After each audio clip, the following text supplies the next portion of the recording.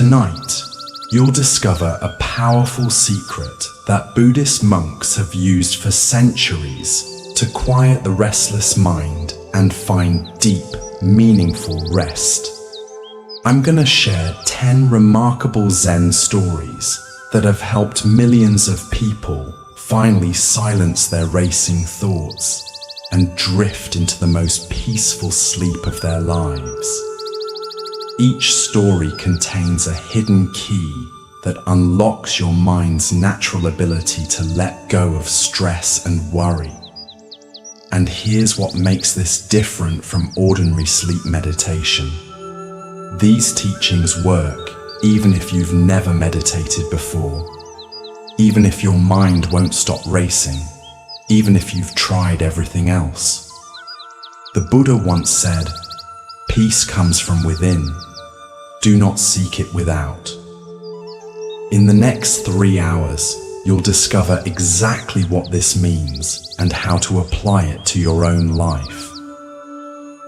As we journey through tales of empty boats, wise monks, and unexpected wisdom, you'll notice something amazing happening. Your tension will begin to dissolve, your thoughts will start to slow, and you'll find yourself naturally sinking into a state of profound relaxation. So make yourself comfortable, adjust your pillow, let your body become heavy against the bed. Take one deep breath with me now, and as you exhale, know that you've just taken the first step on a journey that's been waiting for you since the beginning of time. Let's begin with our first story.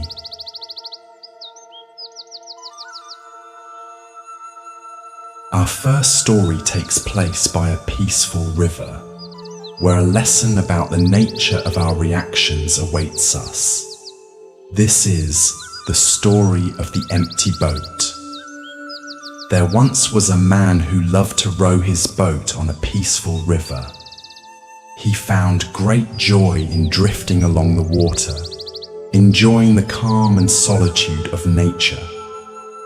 Every evening, as the sun was setting and the world was bathed in golden light, he would take his boat out for a quiet journey. On one such evening, as he paddled softly and relished the tranquility, he noticed another boat heading directly toward him. At first, he called out politely, "Be careful!" But the boat didn't change course. Still, the boat continued on its collision course. Now growing angry, the man began shouting, "Move aside! You're going to crash into me!" His peaceful evening was suddenly filled with frustration as he watched the approaching boat with mounting anxiety. Finally, as the two boats collided, he was ready to unleash his anger on the careless boater. But when he looked closely, he realized that the boat was empty. There was no one inside. It was simply drifting, carried by the current. In that moment, the man's anger dissolved instantly. He sat there feeling foolish for yelling at an empty boat. What had changed? Not the situation. The boats had still collided. What changed was his understanding. There was no intention behind the collision, no carelessness or disrespect to fuel his anger. The Buddha once said, "You will not be punished for your anger. You will be punished by your anger." This profound truth reveals itself perfectly in the empty boat story. Our anger, frustration, and resentment often arise not from events themselves, but from the stories we create about intentions behind those events. Why do we react this way?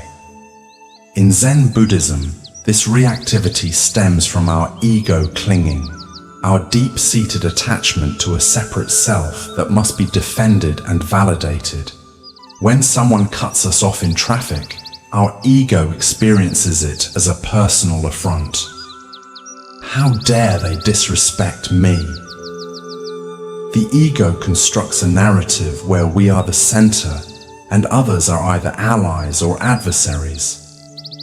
Consider how often throughout your day you encounter empty boats, situations where you attribute harmful intent where none exists. The driver who cuts you off might be rushing to the hospital. The co-worker who didn't acknowledge your greeting might be preoccupied with a family crisis. The friend who hasn't responded to your message might be struggling with depression. Yet our ego mind quickly fills these empty vessels with assumptions of malice, carelessness, or disrespect. In Zen practice, we cultivate awareness of this pattern through mindfulness. By observing our thoughts without immediate identification, we can catch ourselves in the act of filling empty boats. We can notice the physical sensations of anger arising, the tightening chest, the quickening breath, the narrowing vision, and use these as bells of mindfulness, reminding us to pause and investigate. The 13th century Zen master Dogen taught that to study the Buddha way is to study the self, and to study the self is to forget the self. When we forget the self, when we let go of our ego's constant need to assert and defend, we see empty boats for what they truly are, simply events occurring in the vast river of existence, without personal meaning or intentional slight. Buddha taught, holding on to anger is like grasping a hot coal with the intent of throwing it at someone else. You are the one who gets burned. Each time we respond with anger, we suffer first and most. By recognizing the empty boats in our daily interactions, we liberate ourselves from this self-inflicted suffering. Tonight, as you reflect on your day, recall a moment when you felt slighted or offended. Can you recognize the empty boat in that situation? Can you see how your own mind filled that empty vessel with assumptions and judgments? And in that recognition, can you feel the freedom that comes from letting go? As the Buddha said, peace comes from within. Do not seek it without. The tranquility we seek is already available to us when we stop filling empty boats with the stories created by our ego mind.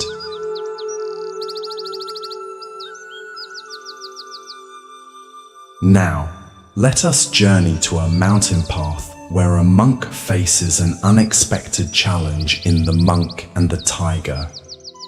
Once upon a time, in a quiet mountain monastery nestled deep in the forest, there lived a wise and peaceful monk.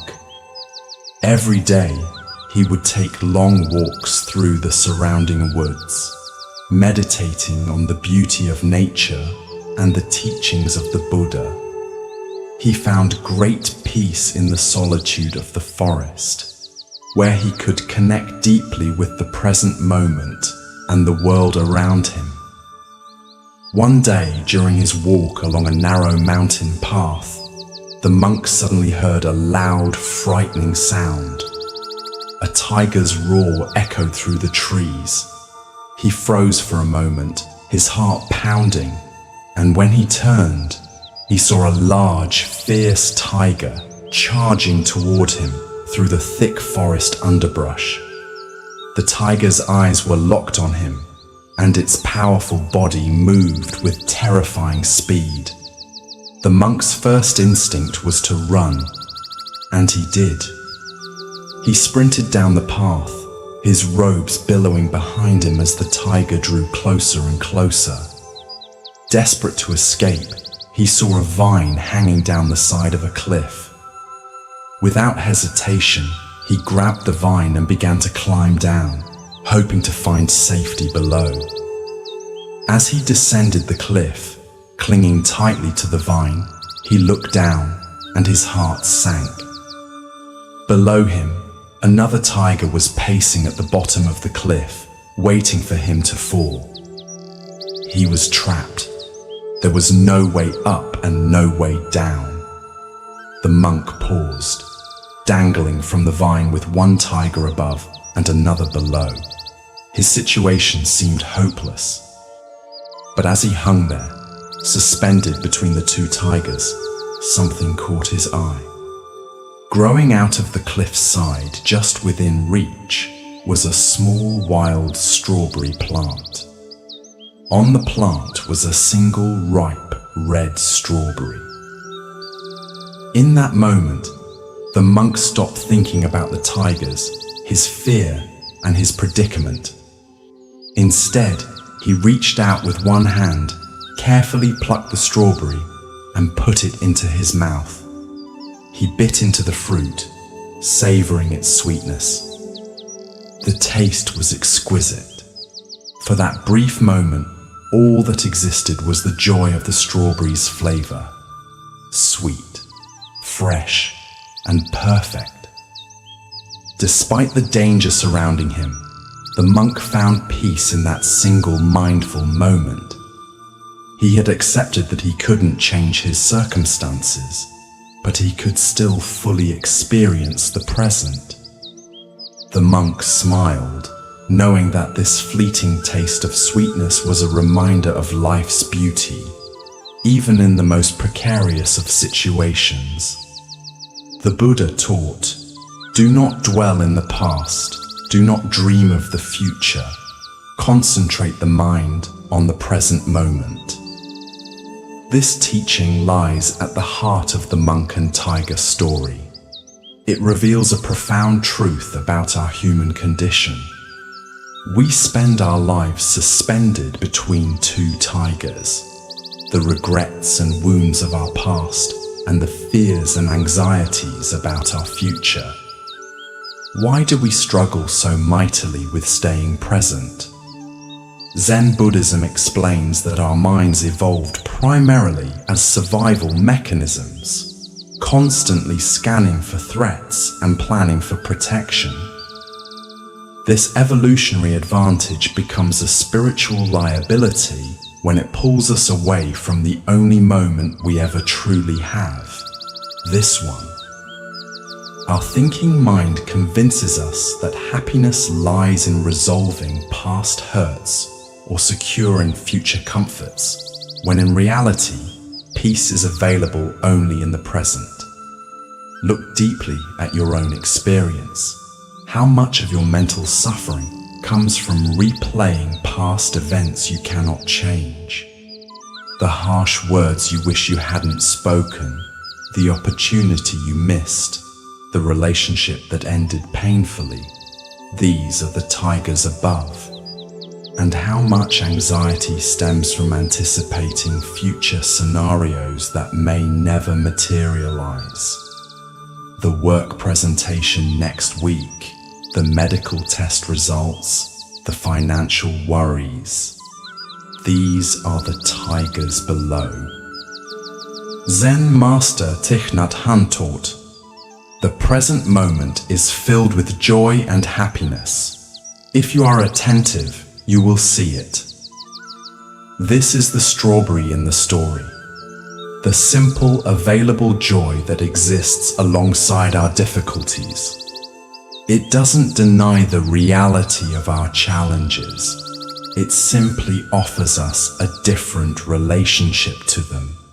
This strawberry might be the warmth of sunlight on your skin, the sound of a child's laughter, the taste of a simple meal, the comfort of your bed, or even the miracle of your own breath.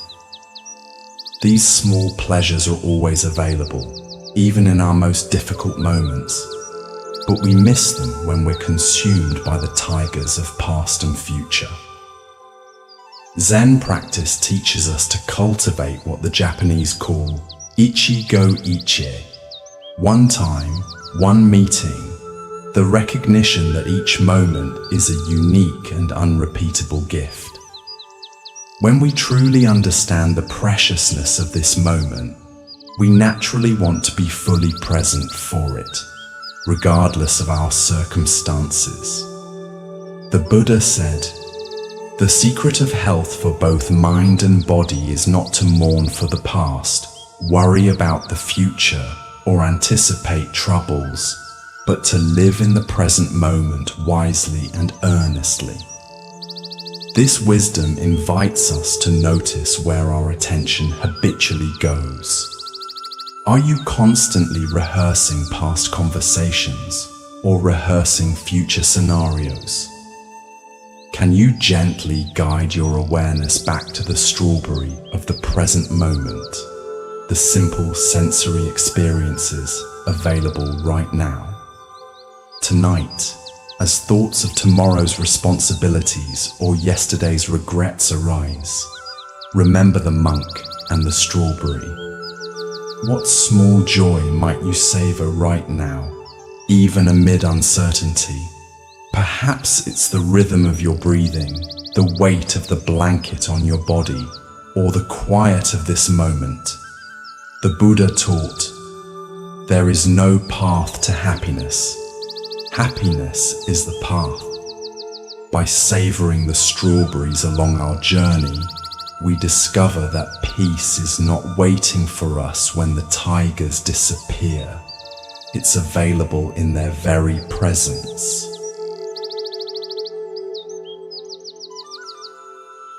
Our next story reveals a profound truth about the nature of suffering through a simple yet powerful metaphor.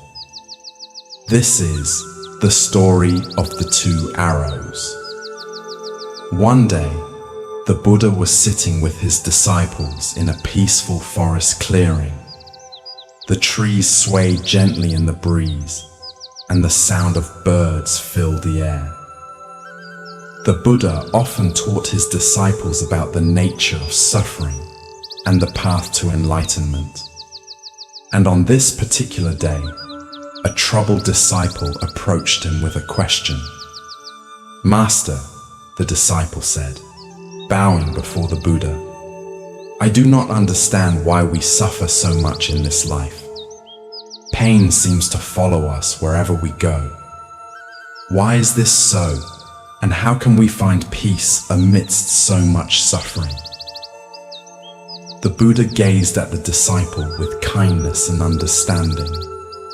He saw the confusion and frustration in his student's eyes and knew that this was a question many of his followers pondered.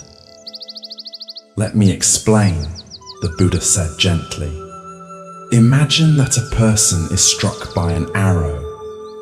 This arrow causes pain, and the pain is inevitable. This is the first arrow." The disciples nodded, understanding that the first arrow symbolized the inevitable difficulties of life. The physical pain of illness, injury, or loss. But now, the Buddha continued, imagine that after being struck by the first arrow, the person is then struck by a second arrow. This second arrow does not come from outside. It is created by the mind. It is the anger, fear, frustration, or sorrow that follows the pain. This is the second arrow. The Buddha paused, letting his words sink in. You see, he said, while the first arrow is unavoidable, the second arrow is optional. The first arrow represents the natural pain we all experience in life, the challenges and hardships we cannot escape. But the second arrow, the suffering caused by how we react to that pain, is something we can choose to avoid. The disciple listened intently as the Buddha explained that when we experience physical or emotional pain, the first arrow, we often make it worse by adding a second layer of suffering with our mental reactions. We become angry, resentful, or anxious, and these emotions deepen the wound. Instead of accepting the pain, we resist it, and in doing so, we increase our suffering. When we are struck by the first arrow, the Buddha continued, we must recognize it for what it is, a natural part of life. But we must also recognize the second arrow. It is the arrow we create ourselves. Through mindfulness and understanding, we can choose not to let the second arrow pierce us. Master, the disciple asked, beginning to understand, how can we avoid the second arrow? How can we prevent our minds from adding to our suffering? The Buddha smiled. By practicing mindfulness, we can observe our thoughts and emotions without becoming attached to them. When we feel pain, we can acknowledge it without judgment. We can accept that pain is part of life, but we do not need to dwell on it or create more suffering through resistance or negative thoughts. In this way, we can stop the second arrow before it strikes. The Buddha taught, pain is inevitable, suffering is optional. This simple yet profound statement captures the essence of the two arrows parable.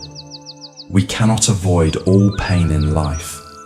The first arrows will find us, but we have tremendous power over how much we suffer because of that pain.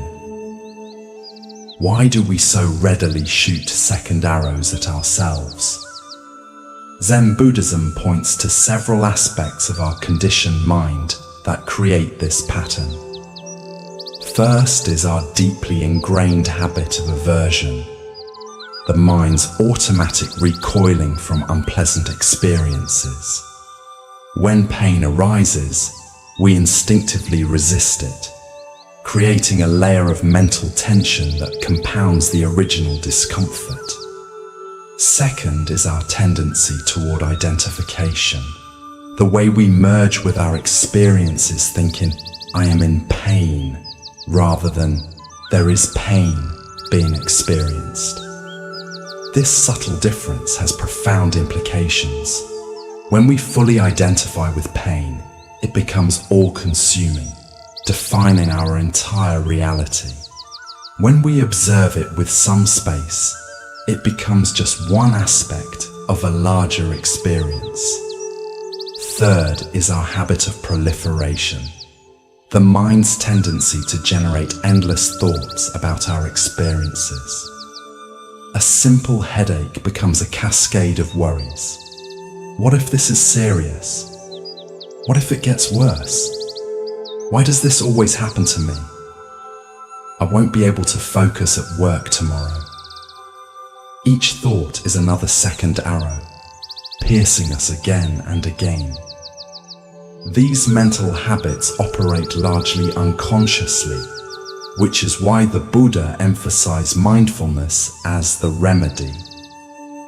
Through mindfulness practice, we develop the capacity to see these patterns as they arise. We learn to recognize the difference between the unavoidable first arrow of pain and the optional second arrows of our mental reactions. The Buddha said, what you think, you become. What you feel, you attract. What you imagine, you create. This teaching reveals the creative power of our thoughts. Each time we respond to pain with aversion, identification, and proliferation, we create suffering. Each time we meet pain with mindful awareness and acceptance, we create opportunity for healing and growth. Consider a personal disappointment, perhaps a rejection, a failure, or a loss. The first arrow is the actual event and the natural emotional response it evokes. The second arrows might include thoughts like, this always happens to me, globalizing, I'll never succeed, catastrophizing, I should have done better, self-criticism, or this isn't fair, resistance to reality. Each of these thoughts creates additional suffering beyond the original disappointment. Zen teacher Charlotte Joko Beck said, "Pain is not something to be avoided, it's something to be experienced without resistance." This is the heart of working skillfully with the first arrow. We don't deny pain or pretend it doesn't hurt. Instead, we bring curious, compassionate attention to the experience itself, without adding the second arrows of judgment, resistance, or elaborate storytelling. The Buddha taught, if you are facing in the right direction, all you need to do is keep walking. The right direction is toward our pain, not away from it. By turning toward difficult experiences with mindfulness, we develop the capacity to be with them skillfully, without compounding them with second arrows.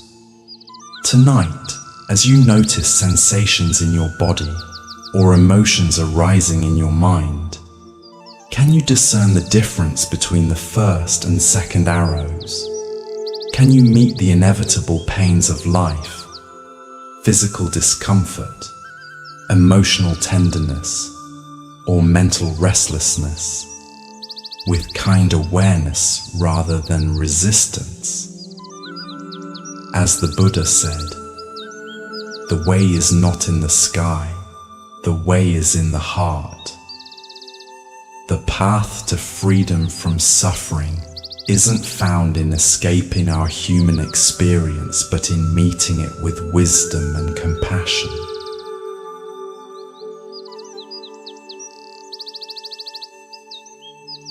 Now let us explore a story that teaches us about the universal nature of loss and how understanding it can bring peace. This is the parable of the mustard seed. Once, long ago, there lived a young woman named Kisa Gotami. She was kind, compassionate, and devoted to her family, but her life took a tragic turn when her only child, a beloved son, fell ill and passed away. Overcome with grief, Kisa could not accept her son's death. She carried his lifeless body in her arms, wandering from house to house, desperately seeking someone who could bring him back to life. At each door, Kisa begged, "Please help me. My son is dead. Is there anyone who can cure him?" But everyone she approached turned her away, saying that there was nothing they could do. Her sorrow grew heavier with each step, and her heart ached more with every rejection.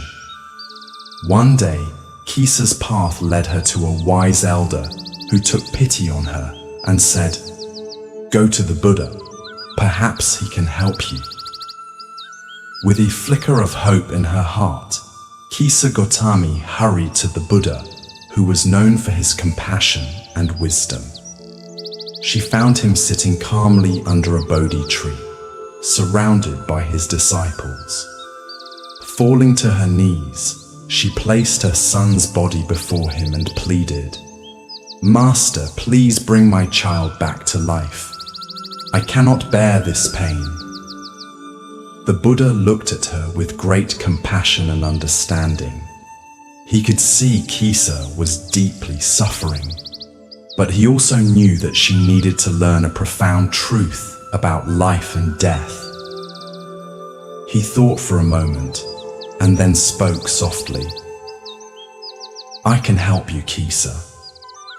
But first you must bring me something. Go into the village and bring me a mustard seed." Kisa's heart leapt with hope. "Yes, Master, I will bring you a mustard seed," she said, her voice trembling with relief. But before she could leave, the Buddha added, "The mustard seed must come from a household that has never experienced death. If you can find such a household, bring the seed to me, and I will bring your child back to life." Kisa nodded eagerly and set off on her mission. She went to the first house in the village and knocked on the door. A kind woman answered, and Kisa explained her request. "Please, can you give me a mustard seed? But it must come from a home where no one has ever died." The woman looked at Kisa with sad eyes and said, "I am sorry, but my husband passed away last year." Kisa thanked her and moved on to the next house. Again she made her request, but this time the response was, "I am sorry, but my mother passed away many years ago." House after house, Kisa Gotami knocked on doors, hoping to find one that had never known death. But at every house, she heard stories of loved ones lost. A mother, a father, a brother, a sister, a child. As the day wore on, Kisa began to realize that death was not unique to her. It was a universal experience, one that touched every family. Finally, as the sun began to set, Kisa returned to the Buddha, empty-handed, but with a new understanding. She knelt before him, her heart no longer filled with desperate hope, but with acceptance. "Master," she said, "I could not find a single house that has never known death. Every family has experienced the loss of someone dear to them. Now I understand that death is a part of life and no one can escape it." The Buddha nodded gently and replied, "Kisa, you have learned an important truth. Death is inevitable, and suffering comes to all who are attached to the things of this world. But by accepting the impermanence of life, you can find peace. Your grief was not unique, it is shared by all beings. This is the nature of existence." With these words, Kisa Gotami realized that her suffering, though intense, was not hers alone to bear. She had been blinded by her personal grief, but now she saw that all people experience loss. This new understanding allowed her to release her son's body and bury him with dignity, finally finding a sense of peace in the face of life's inevitable changes. The Buddha taught, "Everything that has a beginning has an ending. Make your peace with that, and all will be well." This profound teaching lies at the heart of Kisa Gotami's journey. Her story illuminates one of the most challenging yet liberating truths of existence. Nothing lasts forever, and our attempts to deny this reality only increase our suffering. Why do we resist the truth of impermanence so fiercely? Zen Buddhism points to our deep-seated craving for permanence as the root of suffering. We want the pleasant to remain pleasant, the beautiful to remain beautiful, and most of all, we want those we love to remain with us always. This craving for permanence in an impermanent world creates a fundamental tension that manifests as suffering. Like Kisa, we often respond to loss with denial. We refuse to accept what has happened and expend enormous energy trying to reverse the irreversible. This denial is a natural part of grief, but when we become stuck in it, we prevent ourselves from moving through the healing process. The Buddha didn't immediately lecture Kisa on impermanence. Instead, he gave her an experience that allowed her to discover this truth for herself, a much more powerful teaching. The Buddha said, the root of suffering is attachment. In Kisa's case, her attachment to her son wasn't just love. It was a desperate clinging that couldn't accommodate the reality of his death. Her journey to find a mustard seed from a house untouched by death helped her recognize that attachment to permanence is futile. Every household, no matter how wealthy, happy, or blessed, had been visited by death. This universal nature of loss connects us all in what Buddhists call the fellowship of suffering. When we truly understand that loss touches everyone, our own grief, while still painful, becomes less isolating. We recognize our experience as part of the great current of human existence, rather than a unique tragedy that separates us from others. The 14th century Zen master Basui wrote, "To see the truth, leave desire behind. If you do not give up desire, you will not see the truth." Kisa's desire to bring her son back prevented her from seeing the truth of impermanence. Only when she abandoned this impossible desire could she begin to accept reality and find peace. Interestingly, the Buddha didn't try to console Kisa with promises of an afterlife or reunion with her son in another realm. Instead, he guided her toward accepting the natural order of things, that what is born will die. What comes together will eventually separate. This acceptance isn't resignation or defeat. It's alignment with reality, which is the only place healing can begin. The Buddha taught, "The trouble is, you think you have time." This pointed reminder of life's brevity invites us to value each moment and each relationship, knowing that nothing lasts forever. Rather than making us morbid or depressed, this awareness can infuse our lives with greater appreciation and presence. In your own experience of loss, whether of a person, a relationship, a career, or even a phase of life, can you recognize the mustard seed lesson? Can you see how your suffering may be intensified by resistance to the natural flow of impermanence? The Buddha said, "When you realize how perfect everything is, you will tilt your head back and laugh at the sky." This perfect imperfection includes the cycles of life and death, growth and decay, coming together and separating, the very rhythm of existence itself. Tonight, as you reflect on the losses you've experienced and those you fear, remember Kisa Gautami's journey. Can you find comfort in the universality of impermanence?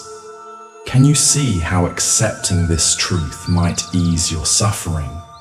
Not by diminishing your loss, but by placing it within the vast shared experience of being human. As the Buddha taught, in the end, only three things matter: how much you loved, how gently you lived, and how gracefully you let go of things not meant for you.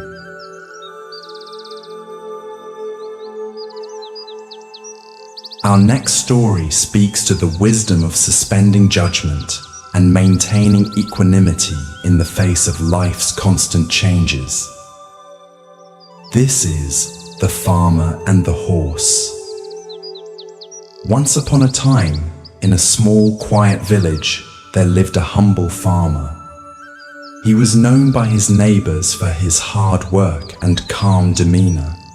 His farm was modest, and he had only one horse to help with all of his daily tasks, from plowing the fields to carrying heavy loads. Though he didn't have much, the farmer was content with his life. One day, his horse ran away. The farmer woke up to find that his stable was empty and the horse had vanished. His neighbors, hearing the news, rushed to his house to express their sympathy.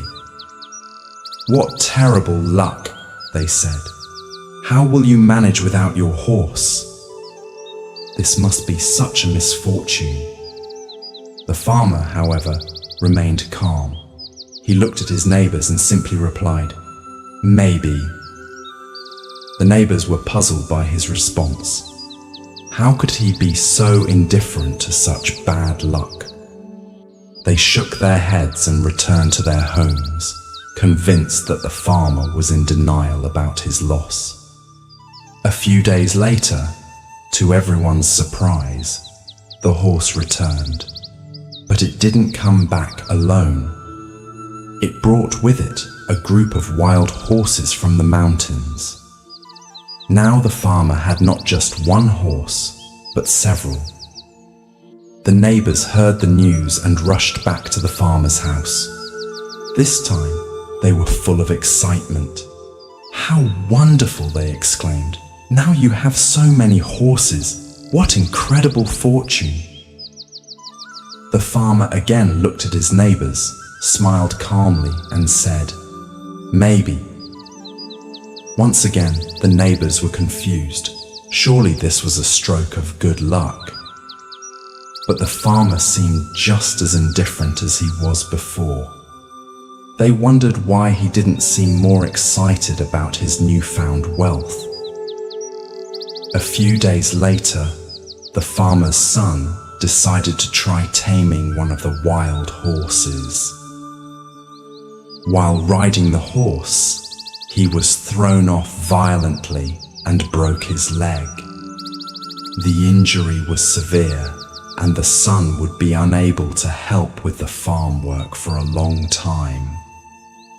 Hearing of the accident, the neighbors returned to the farmer's house once again. This time, they were filled with sympathy. "What bad luck," they said. "Your son has broken his leg, and now he cannot help you. This is truly unfortunate." As before, the farmer responded with his usual calmness. "Maybe," he said. The neighbors were now thoroughly baffled by the farmer. Every time something significant happened, whether it seemed good or bad, he gave the same nonchalant response. They couldn't understand why he wouldn't react more strongly to the events in his life. A few weeks later, the country was thrown into turmoil. A war broke out, and soldiers came to the village to draft all the young men into the army. Many of the village's sons were taken away to fight in the war. But because the farmer's son had a broken leg, he was not drafted and stayed home with his father. Once again, the neighbors visited the farmer. "How fortunate you are," they said. "Because of your son's injury, he was spared from the war. What amazing luck!" And once again, the farmer replied, "Maybe." The Buddha taught, nothing is permanent. Everything is subject to change. Being is always becoming. This truth forms the foundation of the farmer's wisdom. His consistent response of "maybe" reflects a deep understanding that life is in constant flux, and what appears favorable or unfavorable in one moment may reveal itself to be quite different in the next. Why do we rush to judge events as good or bad? Zen Buddhism points to our mind's habitual categorization, its constant sorting of experiences into desirable or undesirable, fortunate or unfortunate. This dualistic thinking creates an emotional roller coaster. We're elated when things go well and devastated when they go poorly. But as the farmer story shows, we never have the complete picture. We cannot see how today's misfortune might prevent tomorrow's disaster. or how today's blessing might lead to tomorrow's challenge. The concept of non-judgment in Zen Buddhism doesn't mean indifference or apathy. The farmer wasn't emotionally detached from his life. Rather, he possessed what the Buddha called equanimity, upekkha, a balanced perspective that remains steady amid life's inevitable ups and downs. He cared about his horse, his son, and his livelihood, but he didn't allow his peace of mind to be at the mercy of changing circumstances. Zen master Sang-Tsan wrote in the Xing Ming, "The great way is not difficult for those who have no preferences." When we stop insisting that life conform to our ideas of how things should be, we find a deeper kind of freedom. We open ourselves to life's inherent wisdom, which often unfolds in ways our limited perspective cannot anticipate. The Buddha taught, "Do not overrate what you have received, nor envy others. He who envies others does not obtain peace of mind." How often do we compare our circumstances to others, concluding that we're either blessed or cursed based on these comparisons? The farmer's neighbors constantly evaluated his situation based on their own judgments of good and bad, while the farmer himself remained free from these limiting perspectives. Our modern lives are filled with opportunities to practice this maybe mindset. The promotion you didn't get that leads to a more fulfilling opportunity elsewhere. The relationship that ended painfully but created space for greater self-discovery. The illness that forced you to reassess your priorities. The financial setback that taught you resilience. In retrospect, many of us can identify seeming misfortunes that ultimately led to growth or unexpected blessings. The 13th century poet Rumi captured this wisdom when he wrote, "What appears to be a curse may be a blessing, and what appears to be a blessing may be a curse." The farmer embodied this understanding not as an intellectual concept, but as a lived reality. His maybe wasn't passive resignation, but active wisdom, the recognition that life's full story is still unfolding. The Buddha said, "In the sky, there is no distinction of east and west. People create distinctions out of their own minds and then believe them to be true." Similarly, the distinctions of good luck and bad luck are our own mental creations. Reality itself is simply a flow of causes and conditions, neither inherently positive nor negative. Tonight, as you reflect on recent events in your life that you've labeled as good luck or bad luck, try holding them with the farmer's gentle maybe. Notice how this perspective might ease anxiety about negative situations and temper attachment to positive ones. Can you find freedom in suspending judgment about how things should be? As the Buddha taught, with our thoughts, we make the world. The farmer's maybe reminds us that we always have a choice in how we interpret our experiences, and this choice has profound implications for our peace of mind.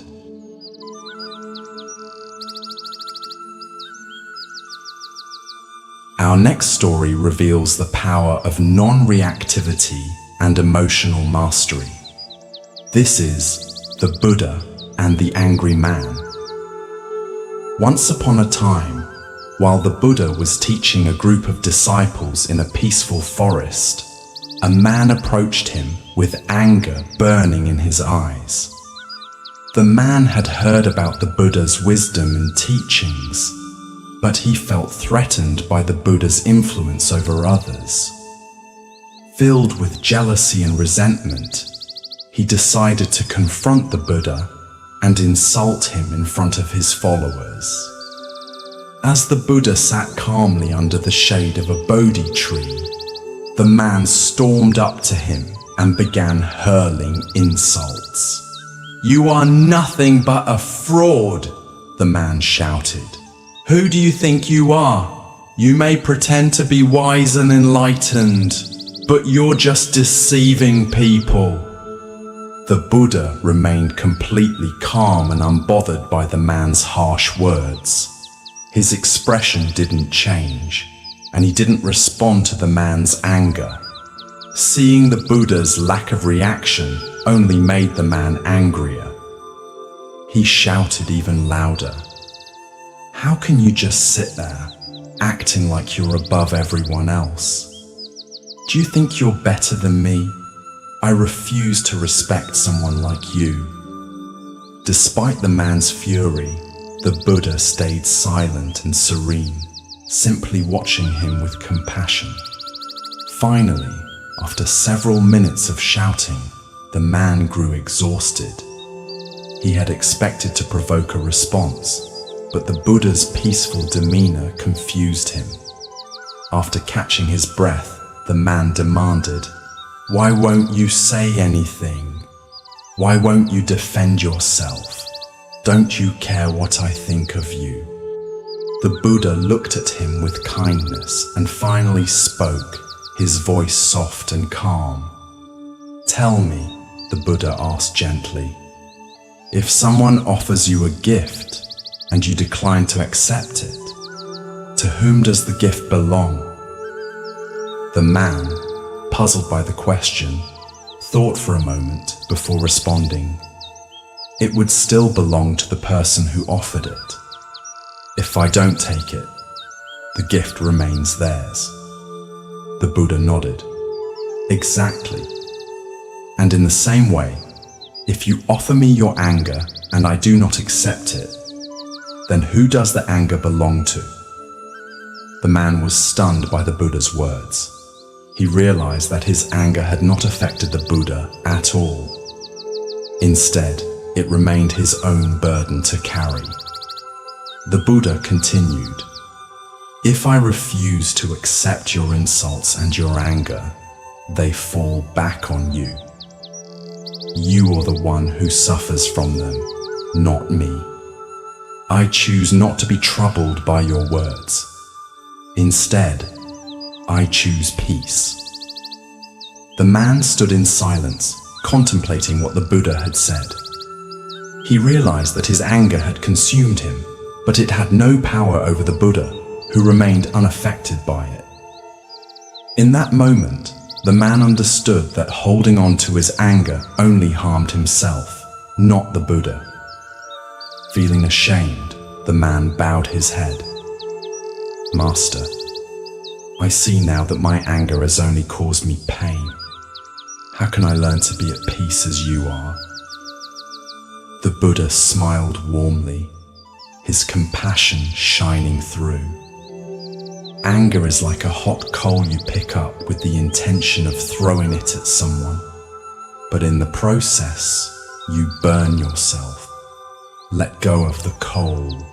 Let go of your anger. Instead, practice mindfulness, compassion, and understanding. Through these, you will find peace. The man, humbled by the Buddha's wisdom, thanked him and bowed deeply. From that day forward, he sought to practice the Buddha's teachings, letting go of his anger and learning to find peace within himself. The Buddha taught, "You are not punished for your anger, you are punished by your anger."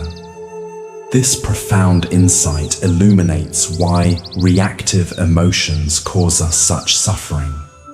When we carry anger, resentment, or hatred, we damage ourselves far more than those toward whom these emotions are directed.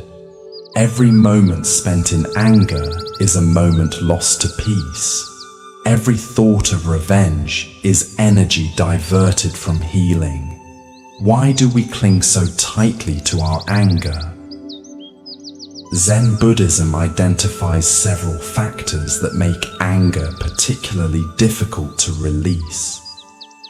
First is our sense of righteousness, the belief that our anger is justified and therefore worth holding on to. We confuse letting go of anger with condoning the behavior that triggered it. But the Buddha's teaching challenges this assumption. We can establish clear boundaries and seek justice without poisoning ourselves with reactive emotions. Second is our deep-seated identification with our emotions. We say, "I am angry," rather than "I am experiencing anger," making the emotion inseparable from our sense of self. When someone suggests we let go of anger, it can feel like they're asking us to let go of part of ourselves. Zen practice teaches us to create space between our awareness and our emotions, allowing us to observe them without being consumed by them. Third is our cultural conditioning around anger. Many of us are taught that anger is power, that it motivates action and commands respect. We fear that without anger, we might become passive or be taken advantage of. The Buddha's response to the angry man demonstrates true power, not the reactive force of aggression, but the stable, immovable strength of equanimity. The Buddha said, "Hatred never ceases by hatred, but by love alone is healed." This is an ancient and eternal law. This teaching invites us to examine our assumption that anger is an effective response to mistreatment. Does meeting hostility with hostility ever truly resolve the underlying causes of conflict? Or does it simply perpetuate cycles of reactivity? The metaphor of the gift is particularly illuminating. It suggests that emotions like anger, criticism, and judgment require our acceptance to affect us. When someone directs negativity toward us, we have a choice. We can accept this energy, absorb it, and allow it to disturb our peace. Or we can decline the offering, maintaining our equanimity. This doesn't mean becoming emotionally disconnected or indifferent to injustice. The Buddha didn't ignore the angry man. He remained present, engaged, and responsive. But he responded from a place of compassion rather than reactivity, wisdom rather than ego defense. This is the essence of non-reactivity in Zen practice, not withdrawal from engagement, but engagement from a different quality of awareness. Zen master Thich Nhat Hanh teaches a practice called embracing anger with mindfulness, which involves recognizing anger when it arises, breathing with it, and treating it with the same care we would show a crying baby. Rather than suppressing anger or expressing it mindlessly, we acknowledge it with kind awareness, understanding its causes and impermanent nature. The Buddha taught, if you truly loved yourself, you would never harm another. This points to the interconnected nature of self-care and care for others. When we react with anger, we harm ourselves first and most directly. Choosing peace over reactivity is not a selfless sacrifice, but the most profound form of self-care. Tonight, as you reflect on interactions that have triggered anger or resentment in you, experiment with the Buddha's gift metaphor. Can you recognize that you have a choice about whether to accept the gifts of others' negativity? Can you feel the freedom that comes from declining these offerings? Remember the Buddha's words. Holding on to anger is like grasping a hot coal with the intent of throwing it at someone else. You are the one who gets burned. In releasing that coal, you free not only yourself, but create space for genuine resolution and understanding.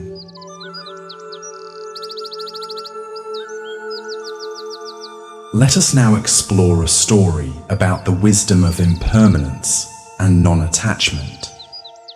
This is The Monk and the Teacup.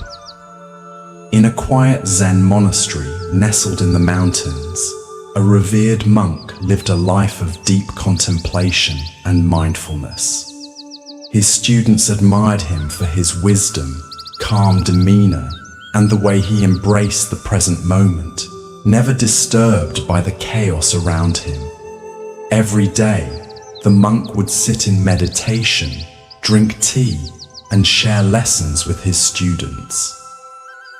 One afternoon, during their usual tea ceremony, the monk held up a simple clay teacup and gazed at it for a long moment.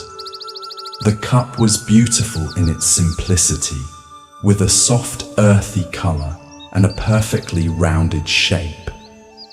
The students, curious about their master's silent contemplation, waited eagerly to hear what he had to say. After a few moments, the monk smiled and said, "This teacup is already broken." The students looked at one another in confusion. They could see clearly that the teacup was whole, undamaged, and perfectly intact. One of the younger students couldn't contain his curiosity any longer and spoke up. "Master, the teacup is not broken. It is perfectly fine.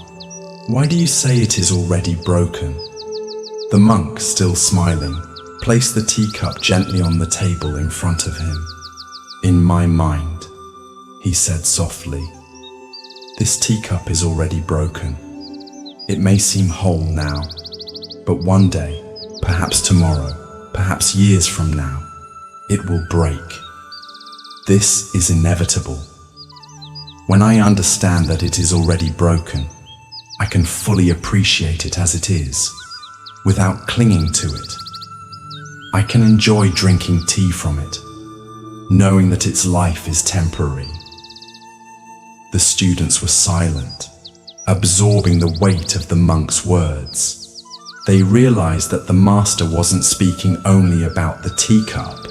He was offering them a deeper lesson about life itself. The monk continued, "Everything in life is like this teacup. All things, no matter how beautiful or precious, are impermanent. We cannot hold on to them forever. When we understand that, we are free to enjoy life fully, without fear of losing what we have. We can appreciate each moment, each relationship, each experience, knowing that it too will pass. And when it is gone, we will not suffer, because we have already accepted its impermanence." One of the older students nodded thoughtfully and said, "Master, does this mean we should not love or care for things because they will one day be gone?" The monk shook his head gently. "No, it means the opposite. When we accept the impermanence of all things, we can love them more deeply, because we are not holding on out of fear of loss. We love and appreciate them for what they are in this moment. We understand that they are part of the natural flow of life. In this way, we can live with a peaceful heart, unburdened by the attachment to things that are bound to change. The Buddha taught, all conditioned things are impermanent. When one sees this with insight, one becomes disenchanted with suffering. This profound truth lies at the heart of the teacup story and points to one of the most liberating yet challenging aspects of Zen practice. Embracing impermanence not as a philosophical concept, but as a lived reality. Why do we resist impermanence so fiercely? Zen Buddhism identifies our fundamental misunderstanding of reality as the root of this resistance. We perceive things as solid, separate, and lasting when, in fact, they are fluid, interconnected, and transient. This misperception leads to what Buddhists call attachment or clinging, our desperate attempt to hold on to things that, by their very nature, cannot be held. Consider how this attachment manifests in your daily life. We become attached to possessions, fearing their loss or damage. We cling to relationships, trying to prevent them from changing. We hold on to our youth, health, and capabilities, resisting the natural process of aging. We even become attached to our ideas, opinions, and identities, defending them as if they were permanent fixtures rather than fluid constructs. The monk's declaration that the teacup is already broken offers a radically different way of relating to impermanence. Instead of denying or resisting change, he embraces it preemptively. By acknowledging the inevitable end of all things, he liberates himself from the anxiety of trying to prevent the unpresentable. This isn't pessimism, but clear-eyed realism that paradoxically enhances his appreciation of the present moment. The Buddha said, "The world is afflicted by death and decay, but the wise do not grieve, having realized the nature of the world." This teaching isn't encouraging callousness or detachment from caring. Rather, it points to a different quality of caring, one not distorted by the impossible expectation of permanence. The monk doesn't love his teacup less because he knows it will break. He loves it more precisely because its existence is fleeting and precious. Zen master Shunryu Suzuki explained this paradox beautifully. When we understand the truth of impermanence and find our composure in it, we find ourselves in nirvana. This composure isn't achieved by resigning ourselves to loss, but by fully embracing the nature of reality. It's a composure that allows for deep engagement with life, precisely because we're not constantly fighting against its fundamental characteristics. In practical terms, how might we cultivate this already broken perspective? We can start by noticing our attachments, the people, things, and circumstances we most fear losing. Rather than trying to suppress this fear, we can gently acknowledge the temporary nature of these precious aspects of our lives. We can practice saying to ourselves, "This too will pass," not as a dreary reminder, but as an invitation to cherish the present moment. The Buddha taught, "Neither fire nor wind, birth nor death can erase our good deeds." This points to another aspect of the already broken wisdom. While all material things, including our bodies, are impermanent, the impact of our actions and the quality of our presence endures beyond physical forms. By focusing on cultivating wisdom, compassion, and mindfulness, qualities that transcend impermanence, we find a different kind of security. Tonight, as you rest, Consider what teacups in your life you might be clinging to with anxiety about their eventual breaking. Can you experiment with the monk's perspective, mentally acknowledging their impermanence, not as a threat, but as a reality that deepens their value?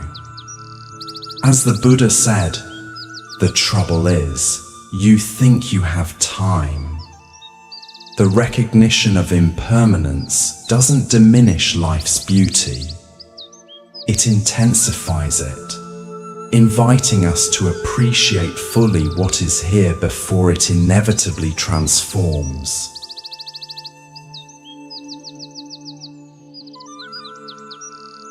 Now, let us explore a story about true generosity and compassion. This is the Buddha and the Robe. In ancient India, during the time when the Buddha traveled across villages and towns to spread his teachings, he often attracted a large number of followers. Many of them were moved by his wisdom and left their homes to become monks and disciples under his guidance. One day, while staying in a small village, a wealthy merchant heard about the Buddha's presence and decided to visit him. He was deeply inspired by the Buddha's teachings and wanted to offer him a gift as a token of his respect. The merchant brought a beautifully woven, luxurious robe made of the finest silk, richly adorned with intricate patterns. The merchant approached the Buddha, bowed respectfully, and presented the robe with reverence. "Lord Buddha, I wish to offer you this robe as a sign of my gratitude for your teachings," he said. The Buddha looked at the robe and then at the merchant with a gentle smile. He sensed the merchant's sincerity and the desire to give. However, the Buddha lived a life of simplicity and was not interested in material wealth or luxuries. His needs were few, and he taught his followers to live in simplicity as well. "Thank you for your kind gesture," the Buddha said, "but I cannot accept this robe. It is far too extravagant for a simple monk like me. I am content with the robe I already wear." The merchant was surprised by the Buddha's response. "But Lord Buddha, I offer this robe out of respect for you. Surely you deserve the best that I can give." The Buddha, still smiling, replied, "If you truly wish to honor me, there is another way you can use this gift. Take this robe and offer it to someone who is truly in need, someone who lacks even the basic clothing to cover themselves. That would bring greater merit and joy." The merchant, realizing the Buddha's deep compassion for the poor, nodded slowly. He understood that the true essence of giving was not about offering gifts to those who already had enough, but about providing for those in need. "Thank you, Lord Buddha. I will do as you say," the merchant said. He took the robe and later found a poor man in the village who was shivering in the cold with only rags to wear. The merchant gave the robe to the poor man, who was overjoyed and deeply grateful. The next day, the merchant returned to the Buddha and shared what he had done. The Buddha nodded approvingly and said, "You have done well, my friend." True generosity is not in giving to those who expect or do not need, but in helping those who are in real need. By sharing your wealth with those who are less fortunate, you have brought true joy and compassion into the world. The merchant bowed deeply, feeling a warmth in his heart that he had not known before. He realized that the Buddha's wisdom extended beyond the simple act of receiving a gift.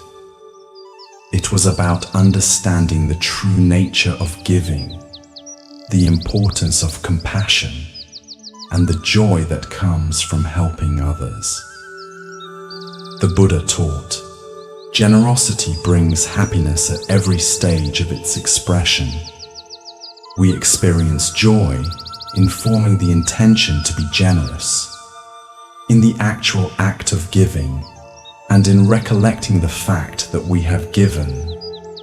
This profound insight reveals that true generosity is not merely about the transfer of material goods, but about the transformation of our hearts and minds through the act of giving. Why did the Buddha refuse the luxurious robe? Zen Buddhism points to several layers of wisdom in his response. First, he embodied the principle of knowing what is enough, understanding that desires, when left unchecked, can never be satisfied. By being content with his simple robe, the Buddha demonstrated freedom from the endless cycle of wanting more and better. Second, the Buddha recognized that true generosity is not about social status or recognition, but about genuine need. By redirecting the merchant's gift to someone truly suffering from the cold, he taught that compassionate action should be guided by wisdom rather than convention or status. Third, the Buddha's response revealed his understanding of the merchant's motivation. The merchant wanted to gain merit and express reverence, but the Buddha showed him a more profound way to accomplish both, by directly alleviating another's suffering rather than adding luxury to the Buddha's already sufficient life. In our consumer-driven culture, we often equate giving with purchasing, buying expensive gifts for people who already have enough. We measure the value of our generosity by the price tag rather than the impact. The Buddha's teaching invites us to reconsider this approach, asking us to be more mindful about where our resources can do the most good. The Buddha said, "If you knew what I know about the power of giving, you would not let a single meal pass without sharing it in some way." This points to the transformative potential of generosity, not just for the recipient, but for the giver. Each act of genuine giving weakens our self-centeredness and strengthens our connection to others. It reminds us that our well-being is inextricably linked to the well-being of all beings. Zen practice encourages us to cultivate dana paramita, the perfection of giving. This involves not just material generosity, but giving our time, attention, energy, and presence. Sometimes the most precious gift we can offer is simply being fully present with another person, listening deeply without distraction or agenda. The story also highlights the importance of discernment in giving. The Buddha didn't suggest that the merchant keep the robe for himself or sell it for profit. He directed him to find someone in genuine need. This discernment requires us to look deeply at situations rather than following conventional patterns of giving that may not address real suffering. The Buddha taught, "The greatest gift is the act of giving itself." This points to the interior transformation that happens when we give from a place of compassion rather than obligation, social expectation, or ego gratification. When we give in this way, we experience what Buddhists call mudita, sympathetic joy in the happiness of others. Tonight, as you reflect on your own acts of giving, consider whether they align with the Buddha's teaching in this story. Are there ways you might redirect your resources, material, emotional, or attentional, toward those in genuine need? Can you notice the difference in feeling between giving that comes from social obligation and giving that flows from compassion? Remember the Buddha's words, "If beings knew, as I know, the results of giving and sharing, they would not eat without having given, nor would the stain of selfishness overcome their minds."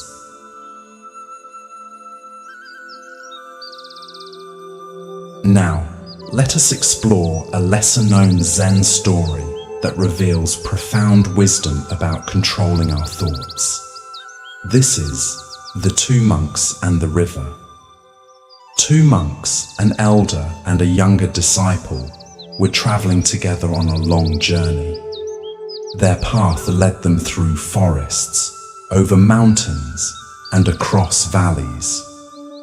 They walked in mindful silence for most of their journey, focusing on each step and each breath. As they approached a river, they saw a young woman standing at the edge. She was beautifully dressed in fine silks and appeared distressed. The river was swollen from recent rains, and she was afraid to cross it, fearing that the strong current would ruin her clothes and possibly put her in danger. Upon seeing the monks, she called out to them, "Please, kind sirs, could you help me cross this river? I must reach the other side, but I am afraid to wade through the water." Without hesitation, the elder monk walked over to the woman, gently lifted her in his arms, carried her across the river, and set her down safely on the other bank. The woman thanked him with a bow and continued on her way. The two monks resumed their journey in silence. As they walked, the younger monk appeared troubled. His brow was furrowed, and he kept glancing at his companion with a mixture of confusion and disapproval. After several hours of walking, the younger monk could no longer contain himself. "Master," he burst out, "as monks, we have taken vows not to touch women. How could you carry that woman across the river?" The elder monk looked at his companion with a gentle smile and replied, "I left the woman at the riverbank hours ago. Why are you still carrying her?" The younger monk was struck silent by these words. He realized that while his companion had only carried the woman for a few minutes out of compassion and practical necessity, he himself had been carrying her in his mind for hours, burdening himself with judgment and disturbing his peace. The Buddha taught, "What we think, we become." This fundamental truth illuminates why the younger monk's mental burden was so much heavier than any physical weight the elder monk temporarily carried. While the elder monk responded to the immediate need with compassion and then returned to the present moment, the younger monk remained trapped in the past, replaying the scene over and over in his mind. Why do we, like the younger monk, so often carry unnecessary mental burdens? Zen Buddhism identifies several factors that contribute to this habit. First is our attachment to rules and concepts rather than principles. The younger monk was so fixated on the letter of the monastic rule that he missed its spirit, to live with purity and compassion. His rigid interpretation prevented him from seeing the elder monk's action as an expression of genuine Buddhist compassion.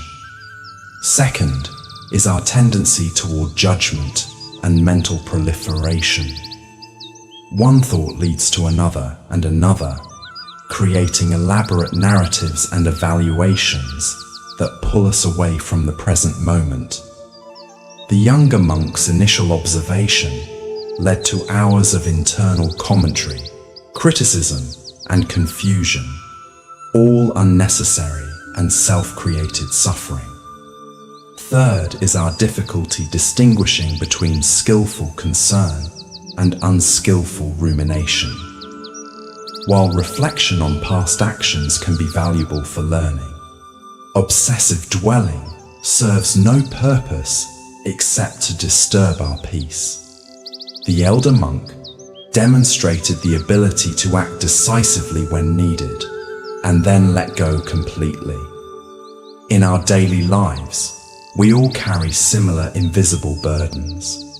The argument from last week that we keep rehearsing in our minds. The mistake at work that we can't stop replaying. The worries about future scenarios that may never materialize. Each of these mental patterns is like carrying a person across a river and never putting them down. The Buddha said, "Let go of the past, let go of the future, let go of the present." Crossing to the farther shore of existence, with mind released from everything, do not take up residence in birth and death. This teaching points to the freedom available when we release our mental fixations and return to the simplicity of the present moment. Zen practice offers concrete methods for putting down our mental burdens. Mindfulness meditation trains us to notice when we're carrying unnecessary thoughts and gently set them down. The practice of labeling thoughts as thinking helps us recognize them as mental constructs rather than reality. And focusing on physical sensations, the feeling of our feet touching the ground, the rhythm of our breath, anchors us in the present when thoughts try to drag us into the past or future. The elder monk embodies what Zen calls no mind or mushin, not the absence of thought, but freedom from attachment to thought. He could think clearly when needed, act compassionately when required, and then return to the peaceful emptiness of the present moment. This state is available to all of us when we learn to put down what no longer needs to be carried.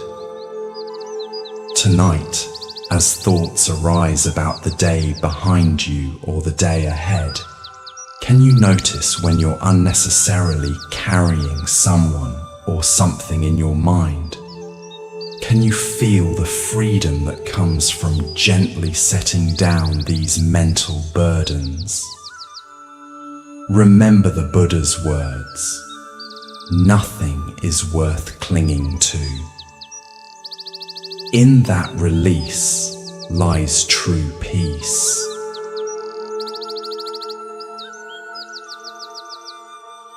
Let us now turn to a story that teaches about the obstacles we create in our own minds. This is The Story of the Empty Cup. A respected university professor once visited a Zen master seeking to understand Zen wisdom. The professor had spent many years studying philosophy and religious texts, and had written several books on comparative spirituality. He considered himself quite knowledgeable, but was curious about Zen's unique perspective. When he arrived at the master's simple dwelling, the old Zen master greeted him warmly and invited him to sit.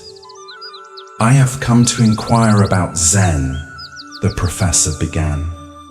"I would like to know what teachings you have to offer and how they differ from the many philosophies I have already studied." The master smiled and said, "Let us have tea first. Then we can talk about Zen." The professor nodded, expecting that after the customary tea, he would have the serious philosophical discussion he had traveled so far to engage in. The Zen master prepared the tea with deliberate, mindful movements. When it was ready, he placed a cup in front of the professor and began to pour. The cup filled to the brim, but the master continued pouring. Tea spilled over the rim, across the table, and onto the professor's clothes and the floor. The professor jumped up in alarm. "Stop! The cup is full. No more will go in." The Zen master stopped pouring and looked directly at the professor. "Like this cup," he said, "you are full of your own opinions, theories, and assumptions. How can I show you Zen unless you first empty your cup?" The professor was stunned into silence. In that moment, he realized that his extensive knowledge had become a barrier rather than a pathway to new understanding. His cup was so full that there was no room for anything new to enter. With this humbling insight, he bowed to the master, ready now to truly begin learning. The Buddha taught, "In the beginner's mind, there are many possibilities, but in the expert's mind, there are few."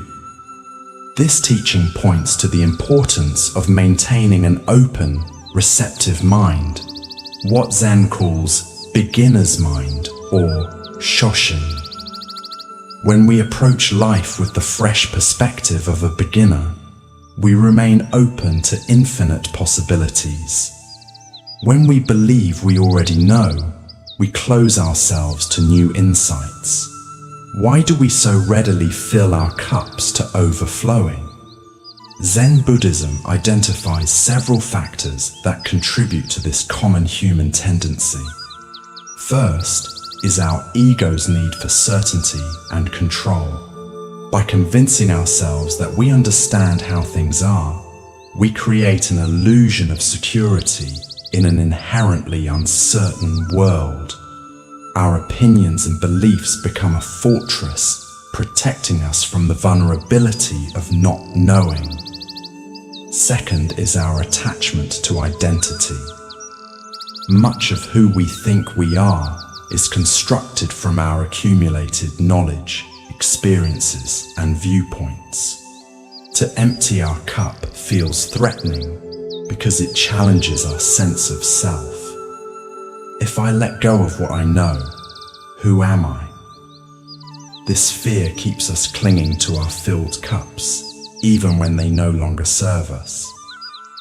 Third is what Buddhists call the comparing mind, our habit of constantly measuring ourselves against others. In academic and professional contexts especially, knowing more than others becomes a source of status and recognition. The professor's identity and reputation were built on being knowledgeable, making it particularly challenging for him to adopt a stance of not knowing. The consequences of a full cup extend beyond limiting our learning. When our minds are crammed with preconceptions, we experience life through filters that distort our perception. We see not what is actually before us, but what our existing knowledge tells us should be there. We miss the richness and complexity of reality by forcing it to conform to our limited understanding. Zen practice offers specific methods for emptying our cups. Meditation trains us to observe how quickly we label, categorize, and judge experiences based on past knowledge. By noticing these mental habits, we create space between our pure awareness and our conceptual overlays. We practice putting aside what we think we know to encounter reality directly. The Buddha said, "With our thoughts, we make the world." When our thoughts are rigid and fixed, the world becomes small and predictable. When we empty our cups, approaching life with openness and humility, the world reveals its boundless wonder. In your daily life, notice when you approach situations with a cup already full. Perhaps it's a conversation where you're formulating your response before the other person has finished speaking, or a familiar activity you perform on autopilot, missing its unique qualities in this moment, or a person you think you understand completely, leaving no room for them to surprise you. Tonight, as you rest, experiment with emptying your cup. Let go of what you think you know about relaxation, sleep, or even these stories you're hearing. Can you listen with fresh ears, as if hearing these words for the first time? Can you feel the spaciousness that emerges when you set aside the need to evaluate, analyze, or categorize?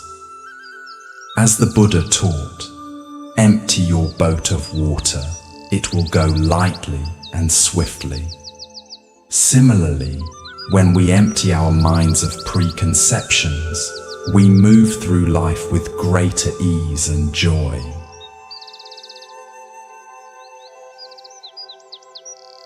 Now, let us explore a story about finding wisdom in unexpected places. This is the story of the Zen master and the dirty road. A Zen master was traveling with a group of disciples along a countryside road. The rainy season had turned the path into a muddy, difficult journey. As they walked mindfully, paying attention to each step, they came upon a beautiful temple on a hill overlooking the road. The group decided to visit the temple and climbed the hill. When they arrived, they found a magnificent structure with intricate carvings, golden statues, and meticulously maintained gardens. Inside, priests in immaculate robes conducted elaborate ceremonies with precise movements and beautiful chanting. The disciples were impressed by the temple's splendor and the priests' dedication to their rituals. After spending some time observing, they gathered around their master outside the temple. "Master," one disciple asked, "what do you think of this temple and its practices? Is this the path to enlightenment?" The Zen master didn't answer immediately. Instead, he led his disciples back down to the muddy road they had been traveling on. He stopped at a particularly dirty section, knelt down, and placed his hand in the mud. Then he drew a circle in the muddy ground. Looking at his disciples, he said, "The truth can be found here as well." The disciples were confused at first, but slowly they began to understand. The master was showing them that enlightenment was not confined to beautiful temples or perfect rituals. The mud, ordinary, messy, and commonly avoided, contained the same ultimate reality as the golden temple. True wisdom could be found anywhere by those with eyes to see. The Buddha taught, if you cannot find the truth right where you are, where else do you expect to find it? This profound insight lies at the heart of the Zen master's mud circle. It challenges our tendency to seek enlightenment in special places, extraordinary experiences, or perfect conditions, anywhere but the immediate reality of our lives. Why do we struggle to recognize the wisdom available in ordinary moments? Zen Buddhism points to our habitual spiritual materialism, the tendency to turn spirituality into another form of acquisition and achievement. We believe enlightenment is found through accumulating special experiences, teachings, or credentials, rather than penetrating the reality of our everyday existence. The mud represents the aspects of life we typically try to avoid or transcend. The messy emotions, uncomfortable sensations, tedious tasks, and imperfect relationships that make up much of our human experience. We imagine that spiritual growth means rising above these muddy realities, not realizing that they themselves contain the very wisdom we seek. In Japanese aesthetics, there is a concept called wabi-sabi, finding beauty in imperfection, impermanence, and incompleteness. The mud circle embodies this perspective, inviting us to discover profundity in what appears common or flawed. The crack in a teacup, the wrinkles on an aging face, the garden gone slightly wild. These imperfections contain their own unique wisdom and beauty when seen with clear eyes. Zen Master Dogen wrote, "If you cannot find the truth where you are, where do you expect to find it?" This echoes the Buddha's teaching and points to the mistake of externalization, looking outside ourselves for what can only be found within. The temples we build, the rituals we perform, the texts we study, these are all fingers pointing to the moon, not the moon itself. In practical terms, how might we apply the wisdom of the mud circle? We can start by bringing curious attention to the ordinary moments we typically overlook. Washing dishes, waiting in line, feeling tired, experiencing conflict. Rather than seeing these as obstacles to our spiritual practice, we can recognize them as the very ground of practice itself. The Buddha said, "My teaching is not a philosophy. It is the result of direct experience." This points to the experiential nature of true wisdom, not something learned intellectually, but realized through immediate contact with life itself. The mud on the road offered this direct experience in a way that observing temple rituals as a spectator could not. Tonight, as you rest, consider the mud circles in your own life. The ordinary, challenging, or uncomfortable aspects you might typically try to avoid or change. Can you bring the same attention to these experiences that you would to a beautiful sunset or a profound spiritual teaching? Can you sense the potential wisdom waiting to be discovered in these unexpected places? As the Buddha taught, all experiences are preceded by mind, led by mind, created by mind. When we approach even the muddiest moments with an open, curious mind, we transform them from obstacles into pathways to deeper understanding.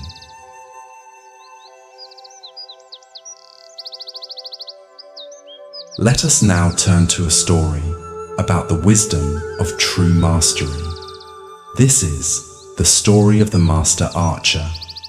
In ancient China, there lived a master archer known throughout the land for his extraordinary skill. His arrows never missed their mark, and his reputation had spread far and wide. The emperor himself had recognized the archer's talents, bestowing upon him honors and riches. One day, a young archer approached the master. Having heard of the elder's legendary abilities, the young man was eager to learn his secrets. "Master," said the young archer, bowing deeply, "I have practiced archery for many years and have achieved some skill, but I wish to reach the highest levels of mastery, as you have. Please share with me the technique that makes your arrows never miss." The master archer looked at the young man thoughtfully. "Meet me at dawn tomorrow on the mountain," he said. "Bring your bow and arrows." The next morning, the eager student arrived at the appointed place, where the master was waiting. Instead of a practice range with targets, they stood at the edge of a cliff with a deep chasm below. The master led the young archer to the very edge of the precipice, where the ground fell away sharply hundreds of feet to the valley below. Standing at this precarious spot, the master took his position, drew his bow, and shot an arrow into the distance. Then he turned to the student and said, "Now you stand here and shoot." The young archer cautiously approached the edge. Looking down at the dizzying drop, he felt his heart race and his knees weaken. His hands began to tremble as he tried to nock an arrow. After several attempts, he stepped back from the edge. "I cannot shoot from here, master," he admitted. "The height makes me dizzy, and fear makes my hands unsteady. How can I hit a target when I am afraid of falling?" The master nodded and spoke gently. "This is the secret you seek. The difference between us is not in technique or strength. It is that when I shoot, there is only the arrow, the bow, and the target. There is no fear, no thought of success or failure, no awareness of being watched or praised. There is not even a self who is shooting. There is only the perfect unity of archer and target." He continued, "You miss your mark not because your skill is lacking, but because you are divided. Part of you shoots the arrow, while another part fears falling, hopes for success, worries about failure, and remains self-conscious. When you can shoot with your whole being, undivided by fear or desire, you will find the mastery you seek." The young archer bowed deeply, understanding that he had received a lesson far more valuable than any technique. He had been shown the true path to mastery, not just in archery, but in all of life. The Buddha taught, "Your work is to discover your world, and then with all your heart, give yourself to it." This teaching perfectly captures the essence of the master archer's wisdom. True mastery in any field comes not from technique alone, but from total presence and the dissolution of the separate self that creates division within us. Why do we struggle to achieve this state of undivided attention? Zen Buddhism identifies several factors that fragment our awareness. First is our habitual self-consciousness, the part of our mind that stands apart from experience, evaluating our performance, comparing ourselves to others, and seeking validation. This observing ego creates an artificial separation between ourselves and our actions. Second is our attachment to outcomes, our fixation on success or failure, praise or criticism, reward or punishment. When we shoot an arrow, literally or metaphorically, while obsessing about whether it will hit the target, we introduce tension and hesitation that interfere with natural performance. Third is our fear, the survival instinct that, while necessary in truly dangerous situations, often activates unnecessarily during ordinary challenges. The young archer's fear of falling represented all the ways we hold back from full commitment because of perceived risks to our safety, status, or self-image. In Japanese Zen, this state of complete absorption is called mushin, no mind, or zanmai, samadhi. It's a condition where the distinction between subject and object dissolves and action flows without the interference of self-conscious thought. Athletes call it being in the zone. Artists know it as being carried by the work.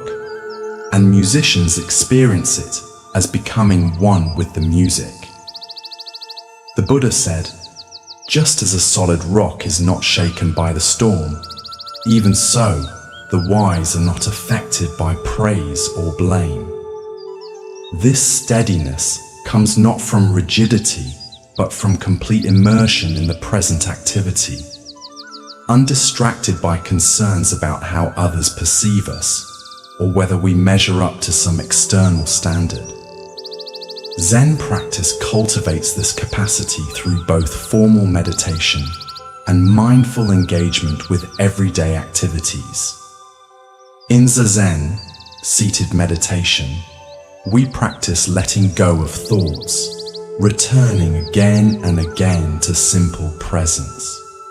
In activities like archery, calligraphy, tea ceremony, or martial arts, we train in bringing this same quality of undivided attention to action. In your own life, you've likely experienced moments of this complete absorption, perhaps while engaged in a sport, creating art, solving a challenging problem, or even during mundane activities like washing dishes or walking in nature.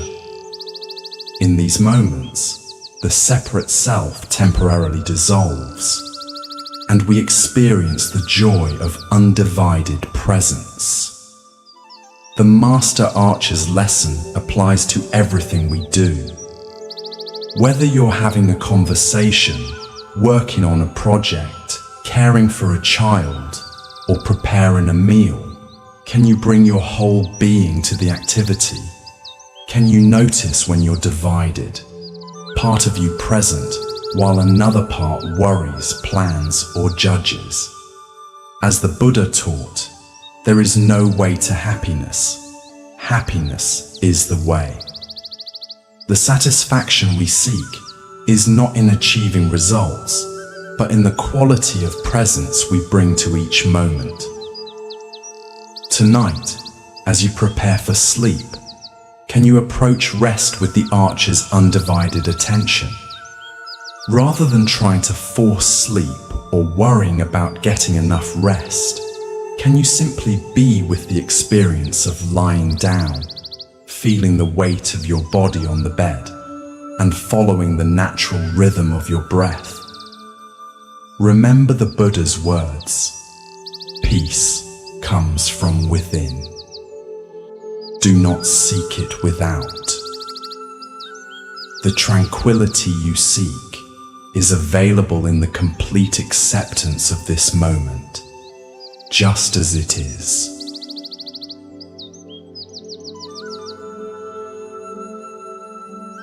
Let us now explore a story about finding solutions by approaching problems differently. This is the story of the Zen master and the heavy stone. In a small village nestled among mountains, the main road was partially blocked by an enormous stone that had fallen from the cliffs above. The stone was so large and heavy that none of the villagers could move it, despite their best efforts. Several strong men had tried pushing it together, but it wouldn't budge.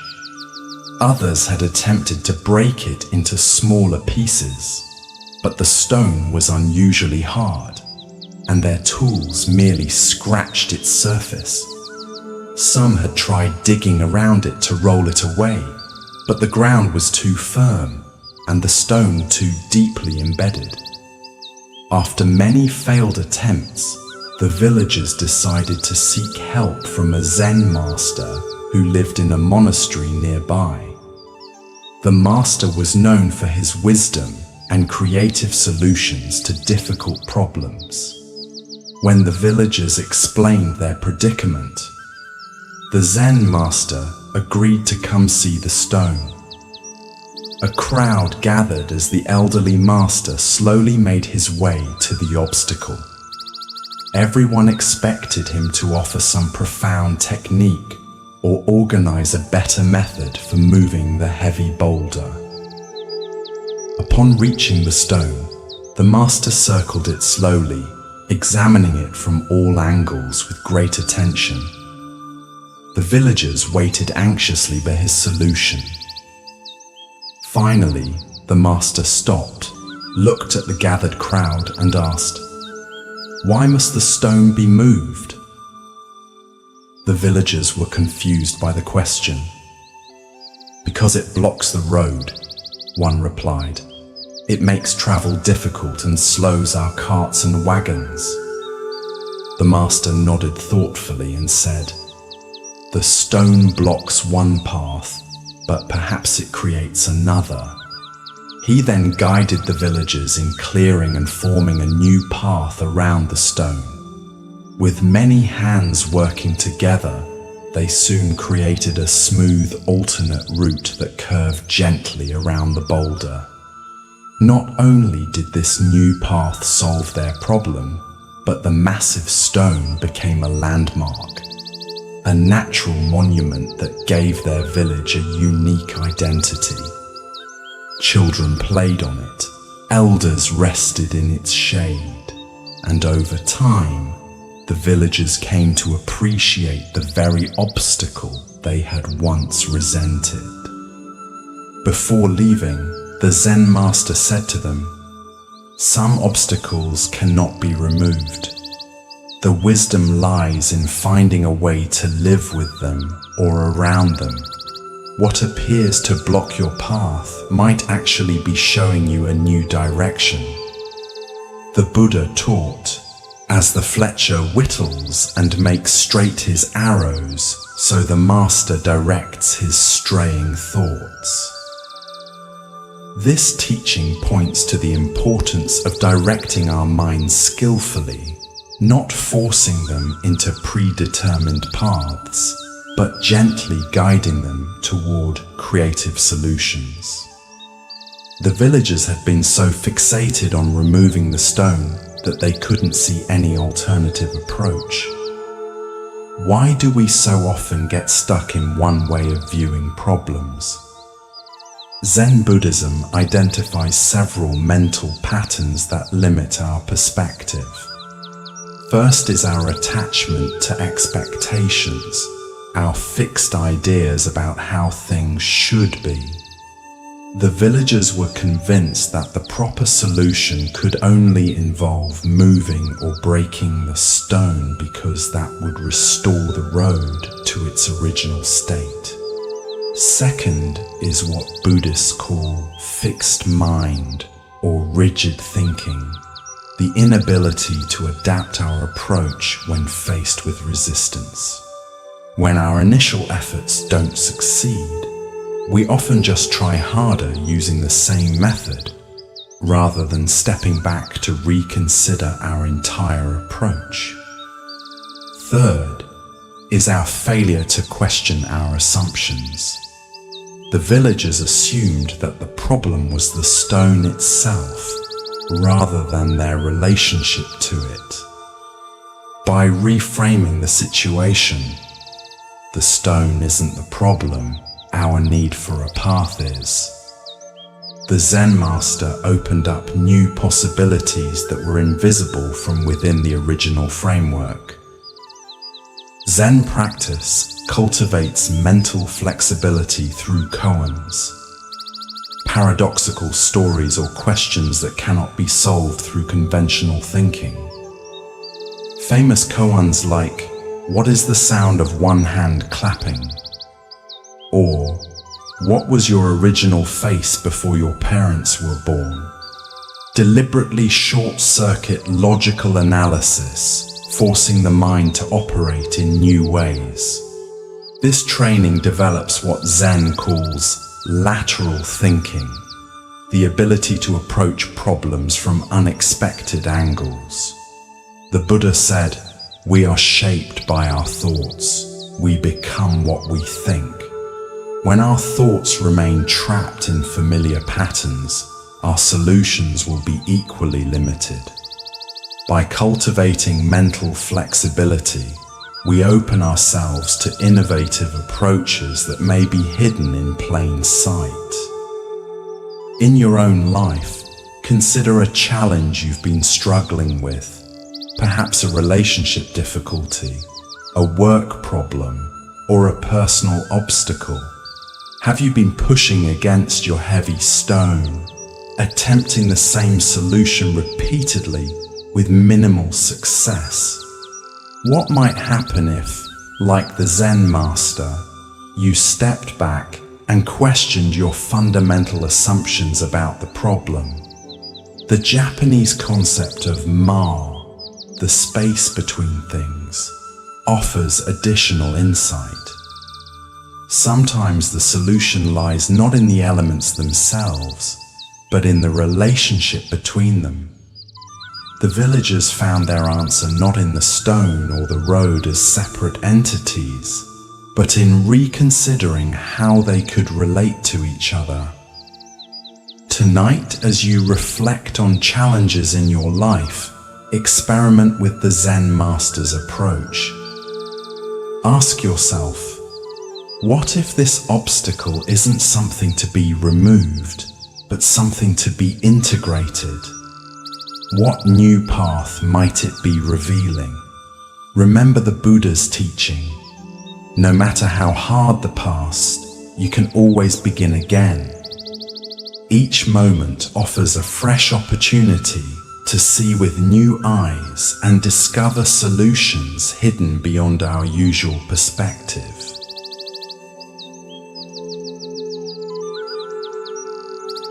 Let us turn to a story about the power of letting go and the freedom it brings. This is the story of the two traveling monks.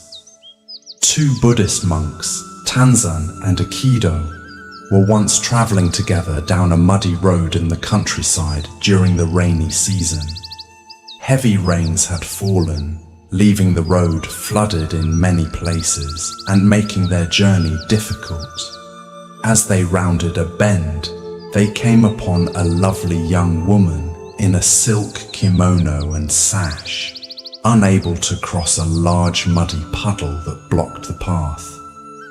She stood hesitating at the edge, clearly distressed about how to proceed without ruining her beautiful clothes. Without a word, Tanzan went to the woman, picked her up in his arms, carried her across the muddy water, and set her down safely on the other side.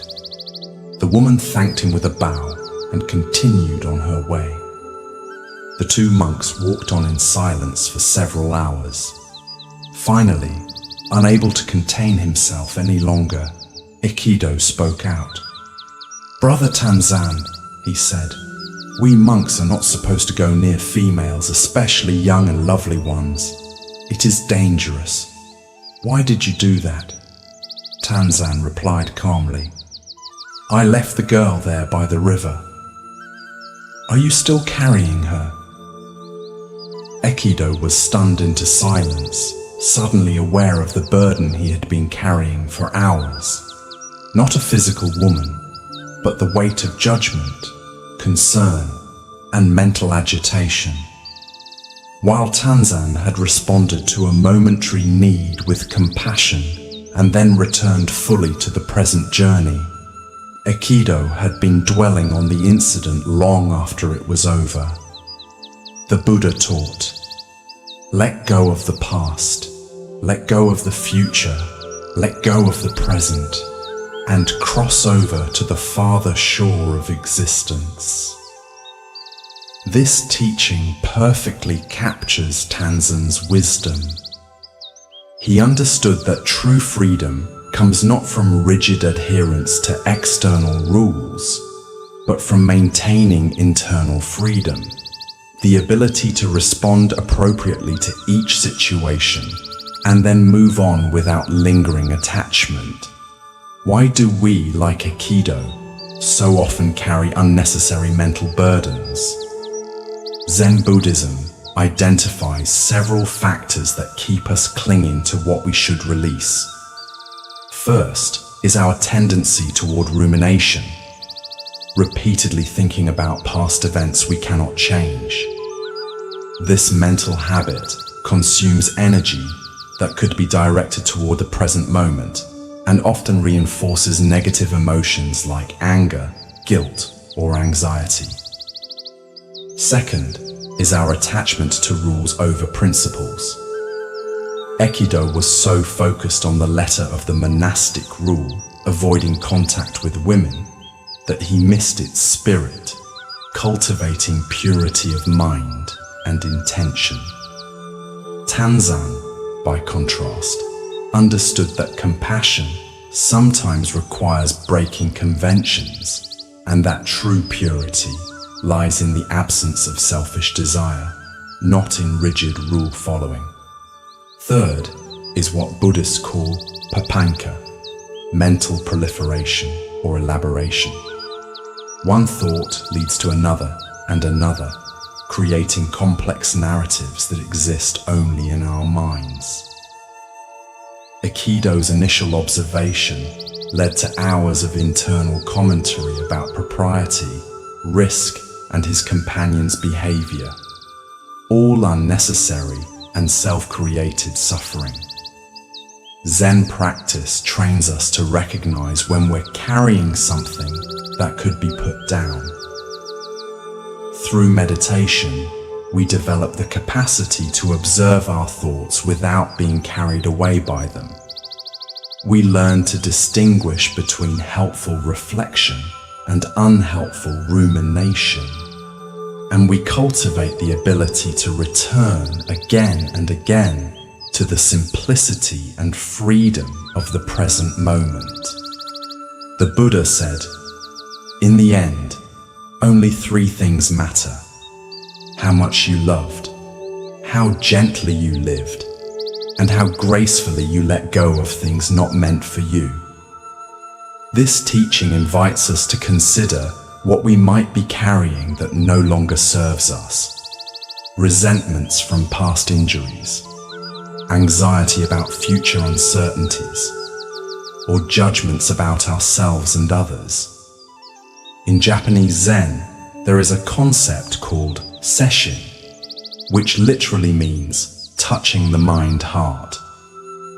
During intensive meditation retreats, practitioners have the opportunity to notice what they've been unnecessarily carrying and experience the lightness that comes from setting these burdens down.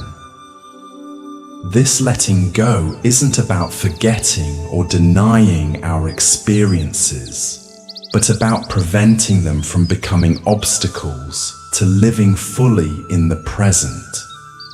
In your daily life, notice when you're carrying something long after the actual event has ended. Perhaps replaying a conversation, worrying about a mistake, or nurturing a grievance. Can you, like Tanzan, respond appropriately to what each moment requires, and then return to the present without residue? The Buddha taught, happiness never decreases by being shared. Similarly, our peace of mind never decreases by letting go of what no longer needs to be carried.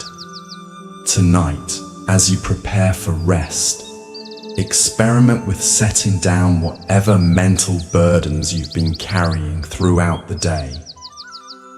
Imagine placing each concern, each unresolved situation, each judgment or worry gently on the ground beside you.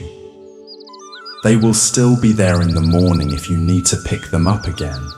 But for now, feel the lightness and spaciousness that comes from traveling unburdened, even if just for the night. Remember Tanzan's wisdom. True freedom lies not in avoiding life's muddy waters, but in crossing them when necessary, and then continuing on your way with an uncluttered heart.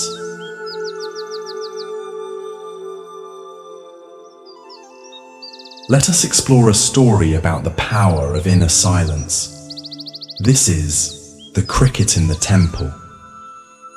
In a bustling Japanese city, a magnificent temple stood for centuries, its golden roof gleaming in the sun. Despite being surrounded by the noise of modern life, traffic, construction, crowds of tourists within its walls, a sense of profound peace prevailed.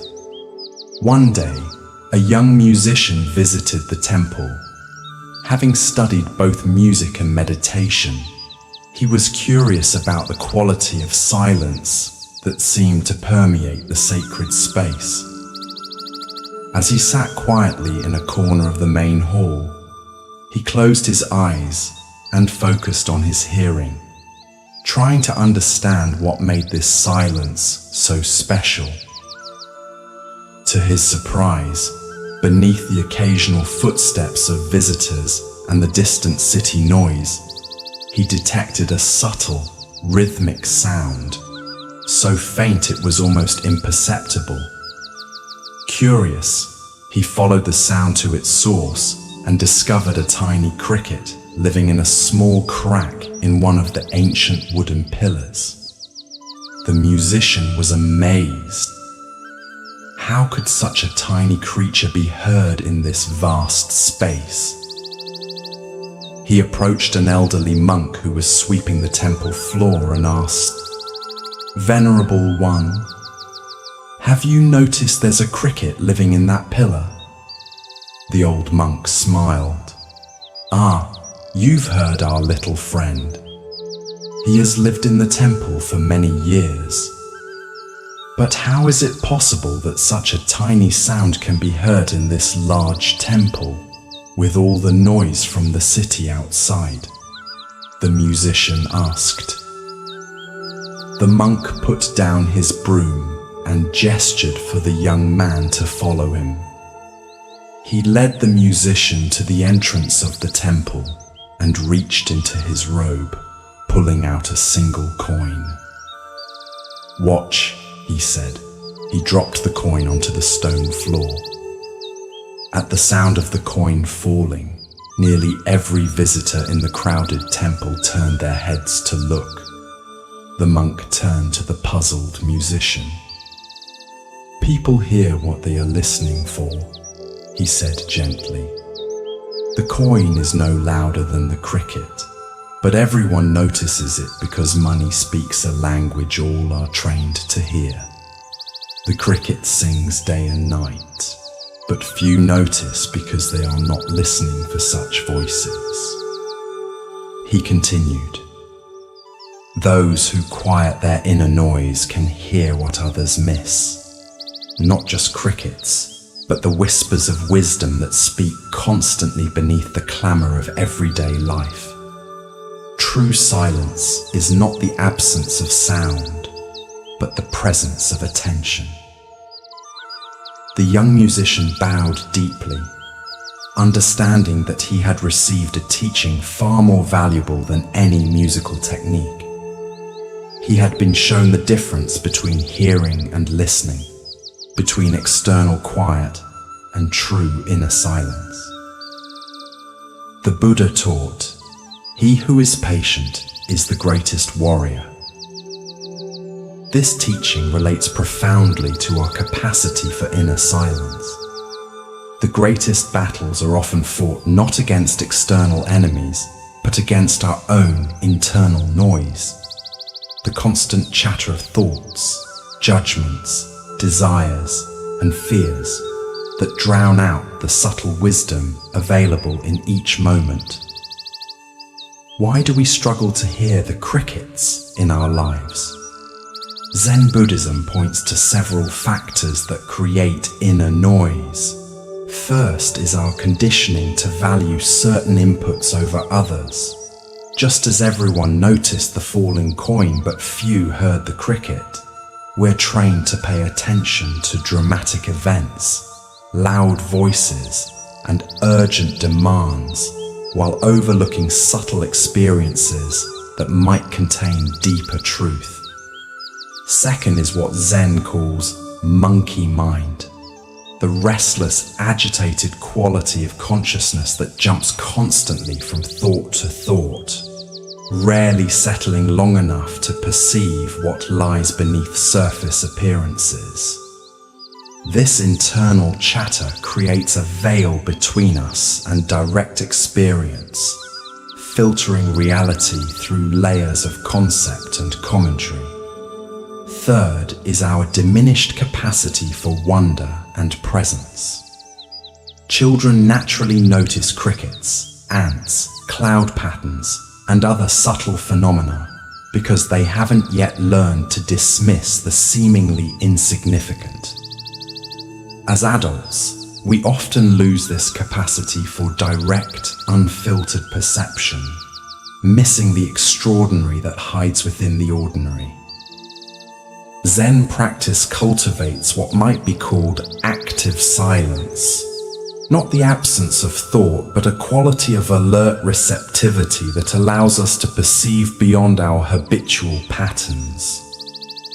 Through meditation, we train ourselves to notice when we're caught in internal monologue and gently return to simple presence. This is not about suppressing thoughts, but about developing the capacity to hear what exists beneath and between them. The Buddha said, "All that we are is the result of what we have thought. The mind is everything. What we think, we become." When our minds are filled with constant noise, we become noisy ourselves, distracted, fragmented, and unable to access the deeper wisdom available in silence.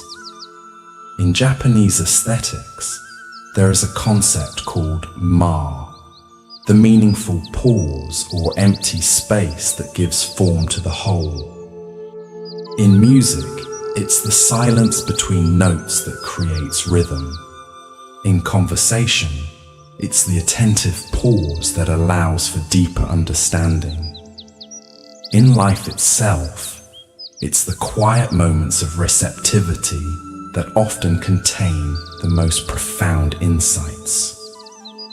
The cricket in the temple represents all the subtle voices of wisdom speaking constantly beneath the surface of our awareness, the intuitions we ignore, the natural rhythms we override, the quiet warnings we dismiss, and the gentle beauty we overlook. When we cultivate inner silence, these voices become audible, offering guidance and insight unavailable to the noisy mind.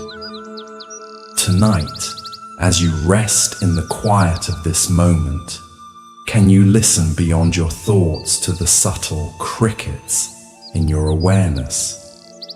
Perhaps you'll notice the rhythm of your breathing, sensations in your body you typically overlook, or intuitive wisdom about a situation in your life. As the Buddha taught, the quieter you become, the more you can hear. In cultivating this inner silence, we discover that the wisdom we seek has been speaking to us all along. We simply haven't been still enough to hear it.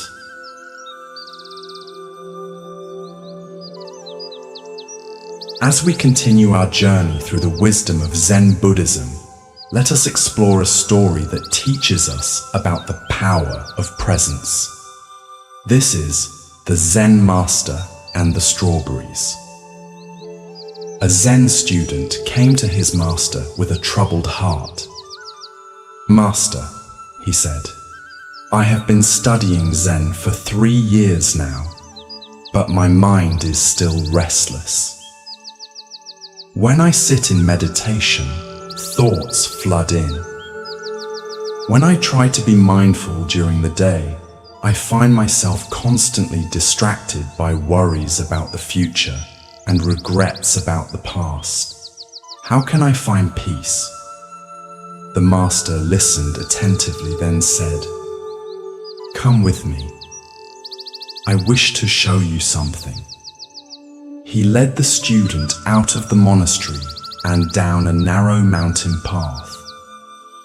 They walked in silence for nearly an hour until they came to a high cliff overlooking a breathtaking valley. Far below, a river wound its way through forests and meadows, glittering in the afternoon sun. The master gestured for the student to sit near the edge of the cliff. When they were both seated comfortably, the master reached into his robe and pulled out 2 perfectly ripe strawberries, placing one before each of them. "Eat," said the master, picking up his strawberry. The student, though confused by this seemingly trivial instruction in the face of his profound spiritual question, obeyed. He picked up the strawberry and bit into it. The flavor was extraordinary, sweet, tart, and intensely fragrant. He had eaten strawberries many times before, but somehow this one tasted different. As they ate in silence, the master observed the student's expression of surprised delight. When they had finished, the master spoke. "Tell me," he said, "while you were eating the strawberry, where was your mind?" The student reflected for a moment. "It was here," he realized.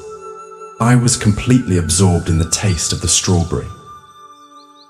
And during those moments, the master continued, "Were you troubled by thoughts of the past or future? Were you distracted by worries or regrets?" "No," the student said, understanding beginning to dawn. "There was only the strawberry." The master smiled. "This is the peace you seek. It is not found by eliminating thoughts or achieving some special state. It is found in complete presence with whatever is right in front of you, whether it's a strawberry, a breath, a task, or even a difficult emotion. When you are fully present, past and future cannot touch you. They exist only in thought, and when thought dissolves into pure experience, peace naturally emerges." "But," the student protested, "the strawberry was easy to be present with because it was pleasant. What about when I face something difficult or painful?" "An excellent question," nodded the master. "The practice is the same, though indeed more challenging. Whether facing a strawberry or a snake, joy or sorrow, praise or blame, presence is always available.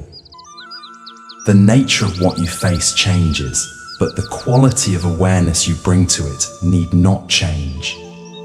This is the great freedom of Zen practice." The student bowed deeply, grateful for the teaching. From that day forward, he approached his practice differently. Rather than struggling to eliminate thoughts or achieve a peaceful state, he focused on bringing complete presence to each moment, each activity, each breath, finding, to his surprise, that the peace he had been seeking had been available all along in the most ordinary experiences of his life. The Buddha taught, "Do not dwell in the past, do not dream of the future, concentrate the mind on the present moment." This teaching points to the direct path to peace, not through escaping our current experience, but through fully inhabiting it. The strawberry represents any ordinary moment that, when met with complete presence, reveals itself as extraordinary. Why do we struggle so persistently with being present? Zen Buddhism identifies several patterns that pull us away from the now. First is our habitual time traveling, the mind's tendency to constantly swing between past and future, reviewing what has happened or anticipating what might occur. This mental movement is so constant that we barely notice it, yet it continuously removes us from direct experience. Second is our evaluation system, the mind's automatic sorting of experience into categories of pleasant, unpleasant, desirable, undesirable, important, unimportant. This constant evaluation creates a subtle resistance to what is actually happening, as we mentally reach for what we prefer and push away what we don't. Third is our search for special experiences, the belief that peace or happiness must come in a particular package with specific qualities that differ from our ordinary life. This misunderstanding leads us to overlook the profound beauty and completeness available in simple moments, like tasting a strawberry. The Japanese concept of ichigo ichi-e, one time, one meeting, captures the preciousness of each unrepeatable moment. It reminds us that this particular experience, this breath, this sensation, this interaction will never occur exactly the same way again. When we truly understand this, presence becomes not a practice, but an inevitability, as we naturally want to show up completely for the unique gift of each moment. Zen practice trains this capacity for presence through both formal meditation and everyday activities. In Zazen, seated meditation, we repeatedly notice when the mind has wandered and gently return to the simplicity of breath and posture. In daily life, activities like walking, eating, cleaning, or working become opportunities to practice the same return to presence. The Buddha said, "The secret of health for both mind and body is not to mourn for the past, worry about the future, or anticipate troubles, but to live in the present moment wisely and earnestly." This wisdom reminds us that presence is not merely a spiritual practice, but the foundation of well-being in all dimensions of life. Tonight, as you rest, can you bring the quality of strawberry eating presence to the experience of preparing for sleep? Can you feel the weight and texture of your body against the bed, the rhythm of your breathing, the gradual relaxation of your muscles? As the Buddha taught, wherever you are, be there totally. In this complete presence lies the peace that has been available all along, waiting only for our full attention to reveal itself.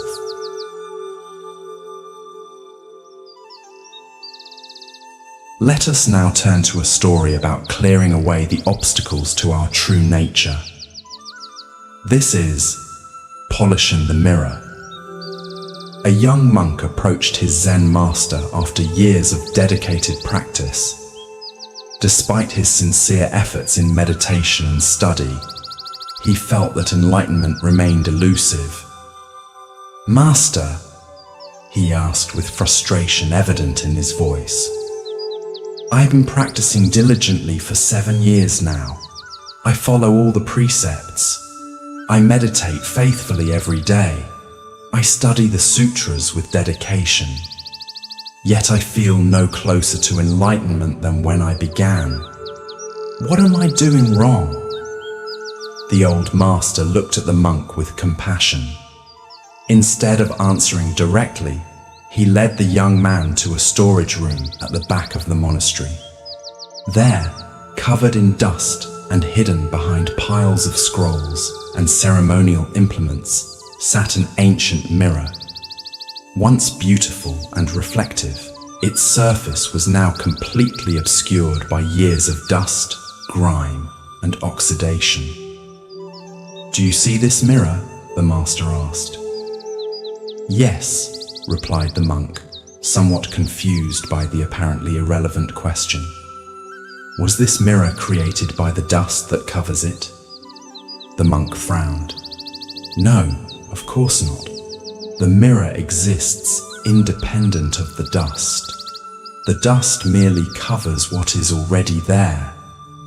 And if someone wished to see their reflection in this mirror, what would they need to do?" The master continued. "They would need to clean it to remove the dust and polish the surface," the monk answered, beginning to sense where the teaching was leading. The master nodded and handed the young monk a soft cloth. "Please clean this mirror." Day after day, the monk worked on cleaning the ancient mirror. The accumulated grime of decades didn't yield easily. He tried different methods: water, oil, fine ash, special polishing compounds. Gradually, with patient, persistent effort, the mirror's surface began to emerge. After many weeks of dedicated work, the mirror was completely restored, its surface now gleaming and perfectly reflective. When the work was complete, the master came to inspect it. Looking at the brilliantly polished mirror, he asked, "Did your efforts create the mirror's reflective nature?" "No," the monk replied. "The mirror always possessed the ability to reflect. My cleaning simply removed what was obscuring this inherent quality." "So it is with your Buddha nature," the master explained gently. "Enlightenment is not something you achieve or create through your practice. Your true nature, clear, luminous, and perfectly reflective of reality, has been present from the beginning. Your practice is not about adding something that's missing, but removing the obscurations that hide what has always been there." The master continued, "The dust represents your attachments, aversions, and delusions, all the mental patterns that cloud your inherent clarity. Meditation, precepts, and study are like the cloth you use to polish the mirror. They don't create enlightenment. They reveal what has always been your original face." With this understanding, the young monk's approach to practice transformed completely. Rather than striving to attain some idealized state, he now understood his work as a process of recognition and removal, recognizing the dust of conditioning as it appeared and gently cleaning it away to allow his inherent Buddha nature to shine forth naturally. The Buddha taught, "The mind is everything. What you think, you become." This teaching points to the powerful way our thoughts and mental patterns can either obscure or reveal our true nature. Like dust on a mirror, our conditioned patterns of thinking and perceiving cover the clear awareness that is our birthright. Why does the dust accumulate so persistently? Zen Buddhism identifies several factors that contribute to this obscuration. First is what Buddhists call ignorance, avidya, not a lack of intelligence, but a fundamental misunderstanding of our true nature. This basic confusion leads us to identify with the dust rather than the mirror beneath it. Second is our habitual self-reinforcing patterns. Each thought of separation, each emotional reaction, each act based on a limited self-concept adds another layer of dust to the mirror. These patterns build upon each other, creating what seems like an impenetrable coating over our natural clarity. Third is our cultural conditioning, which often emphasizes achievement, acquisition, and improvement rather than recognition, clearing, and allowing. We're taught that we must add something to ourselves to be complete, rather than removing what obscures our inherent completeness. The Japanese term session literally means touching the mind-heart, which beautifully captures the practice of removing dust from the mirror.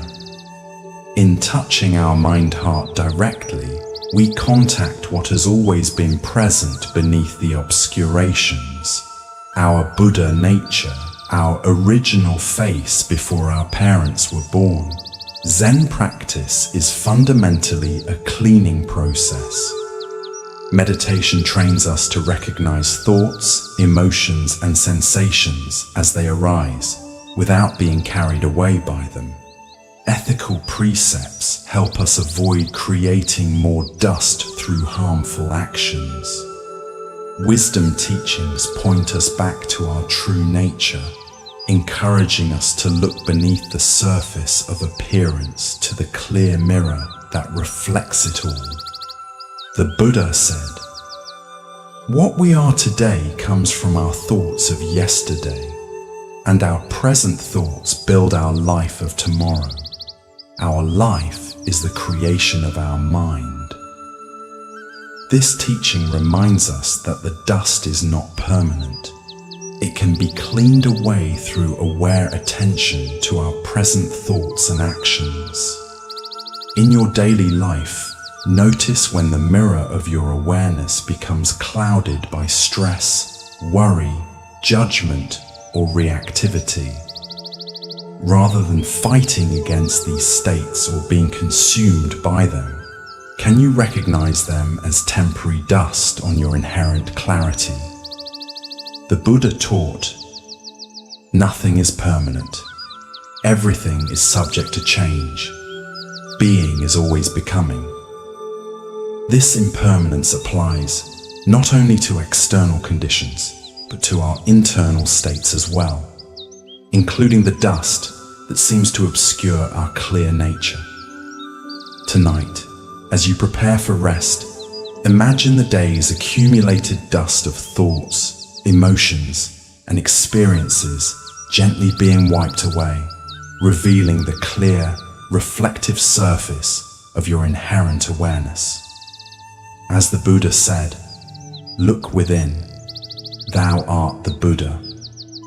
The pristine mirror of your true nature has been present all along, waiting only for the patient, loving work of clearing away what obscures it.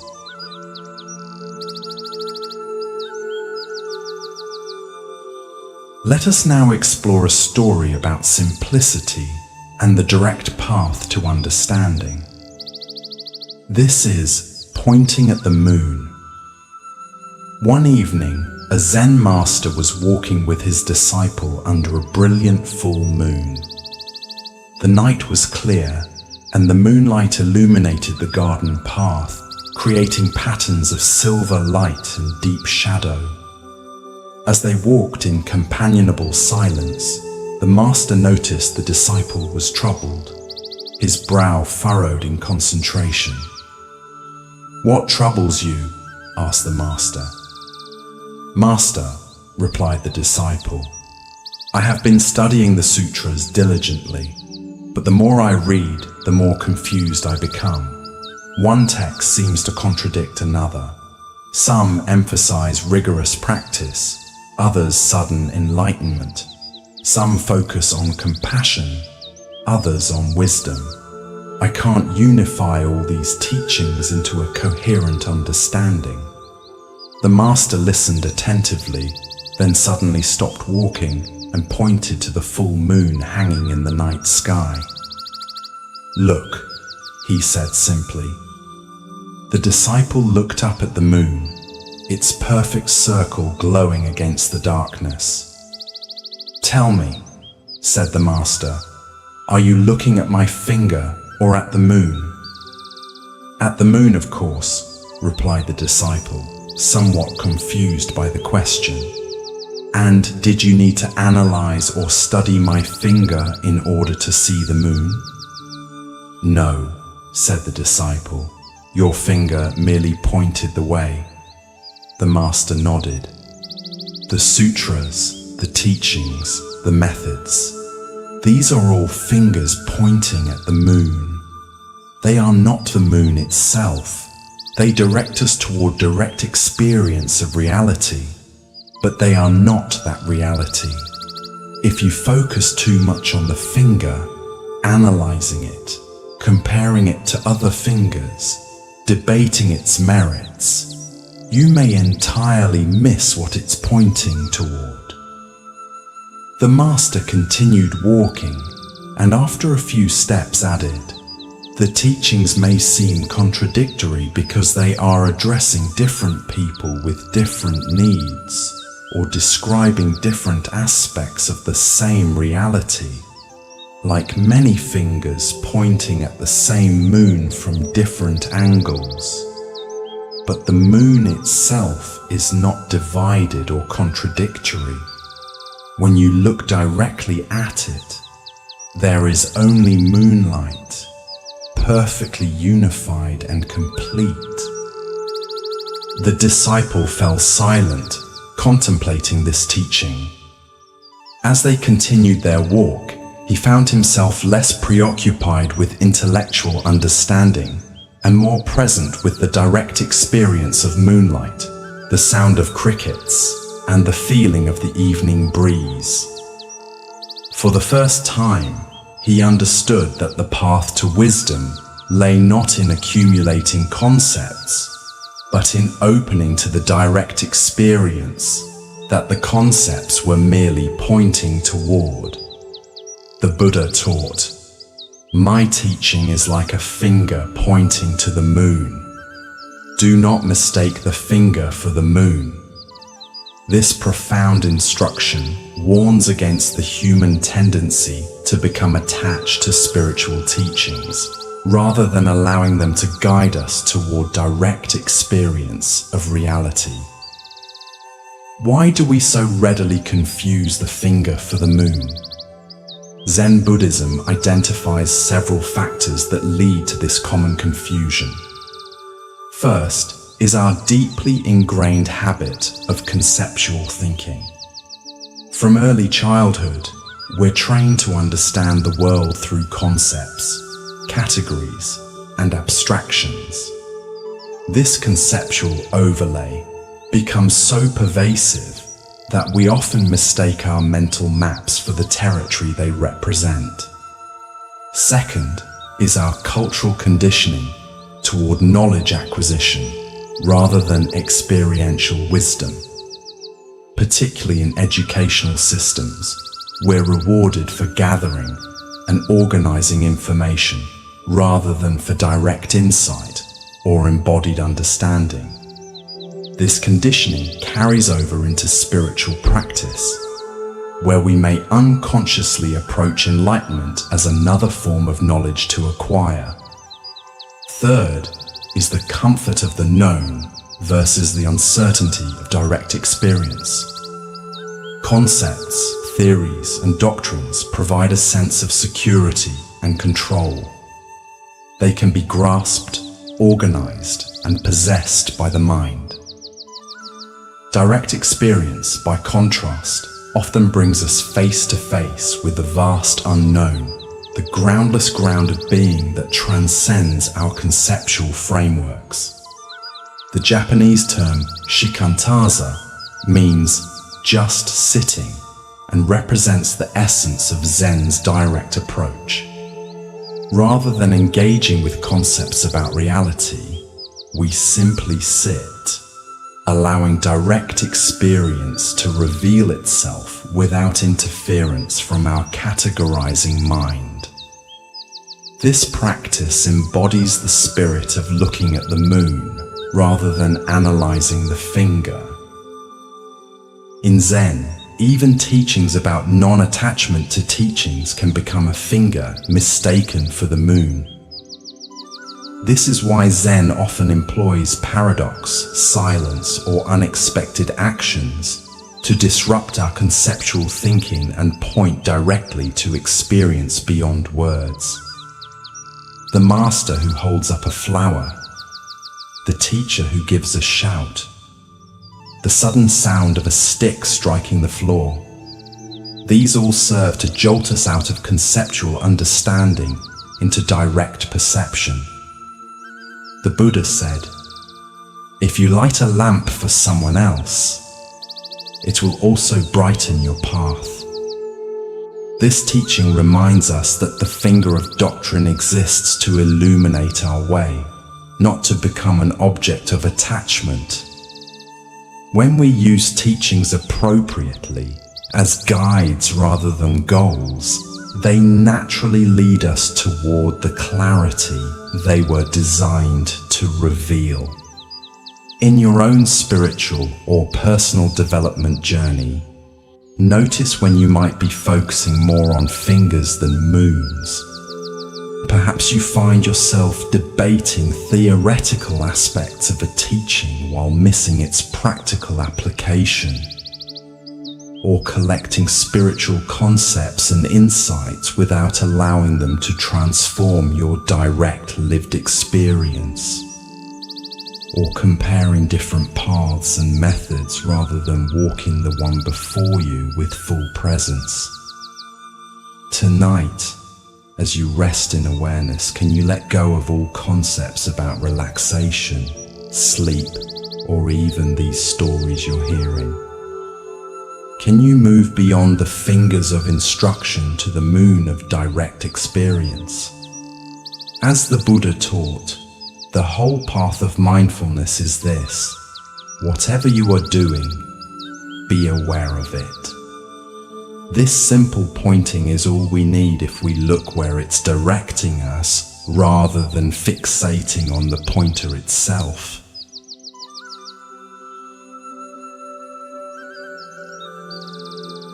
Let us now turn to a story about our relationship with challenges and obstacles. This is The Farmer's Horse. In a small village nestled among rolling hills, there lived an old farmer who was known for his equanimity. No matter what happened, good or bad, he maintained the same peaceful demeanor and often responded to news with a simple phrase: "We'll see." One day, the farmer's only horse, essential for plowing his fields and transporting his crops to market, broke through the fence and ran away. When neighbors heard about this misfortune, they gathered at his home to offer sympathy. "What terrible luck!" they exclaimed. "Your only horse is gone. How will you manage the farm now? This is such a tragedy." The old farmer listened to their concerns and simply replied, "We'll see." A week later, the farmer's horse returned to the farm. But it wasn't alone. It brought with it a herd of wild horses that had followed it back. Now the farmer, who had owned just one horse, suddenly had a dozen magnificent animals in his corral.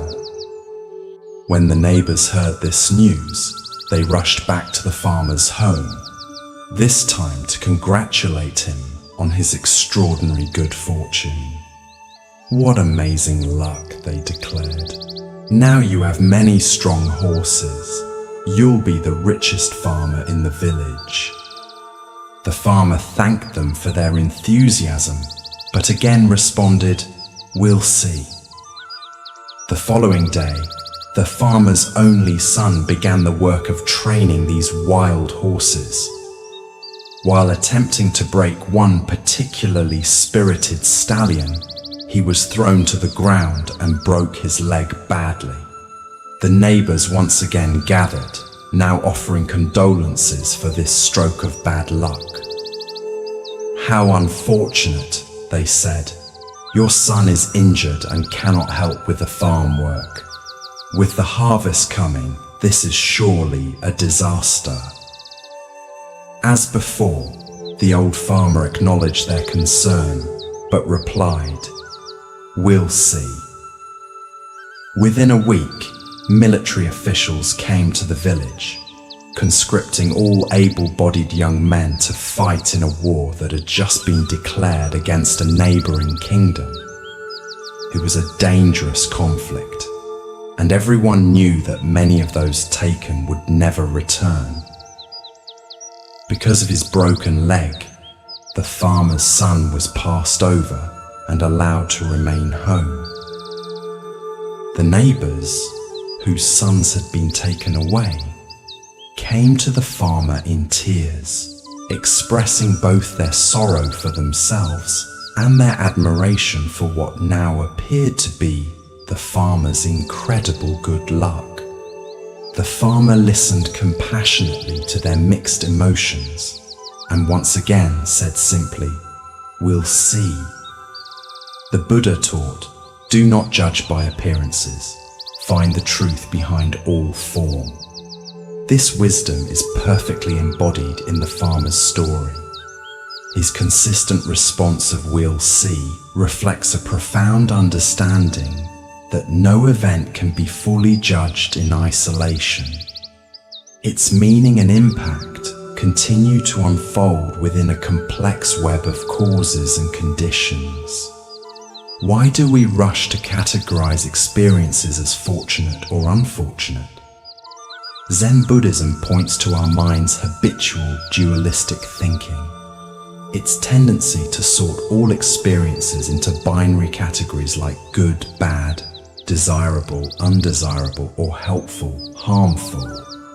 This automatic sorting gives us a sense of orientation and control, but often prevents us from perceiving the complex, ever-changing nature of reality.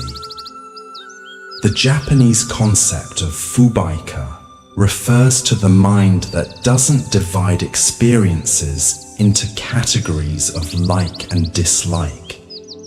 It's a mind that remains open to the full spectrum of what unfolds without immediately filtering it through preferences.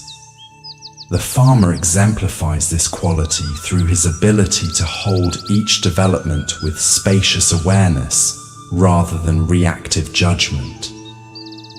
Zen master Thich Nhat Hanh teaches about interbeing, the profound interconnectedness of all phenomena.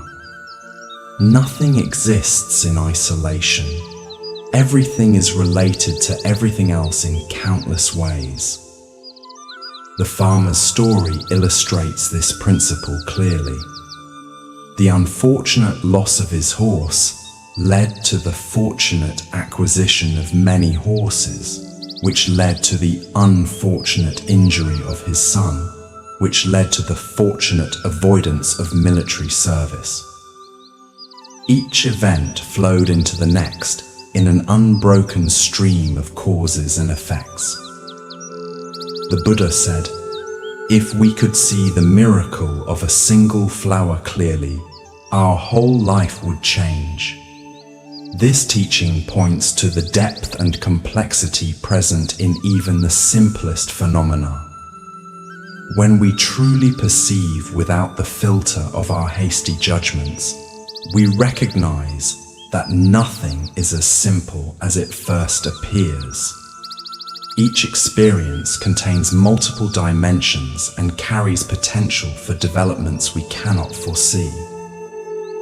Zen practice cultivates this capacity for suspended judgment through mindfulness of our automatic reactions.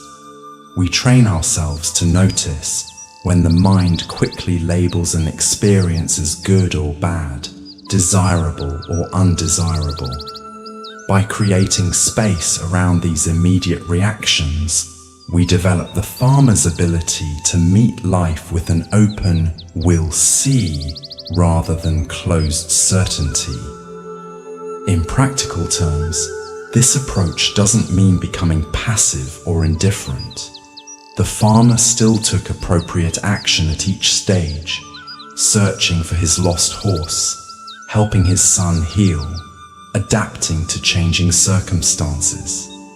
But he did so without the additional suffering that comes from premature judgment and emotional reactivity.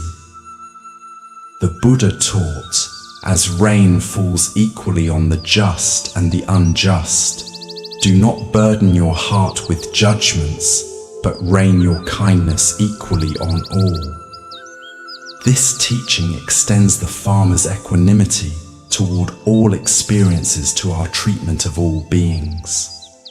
When we suspend our rush to judgment, we create space for compassion to arise naturally. Tonight, as you reflect on recent events in your life that you've categorized as fortunate or unfortunate, can you hold them with the farmer's "we'll see" perspective? Can you recognize that the full meaning and impact of these experiences are still unfolding? As the Buddha said, nothing is permanent. Everything is subject to change. Being is always becoming. In this understanding lies the wisdom to meet life's continuous unfolding with equanimity and grace.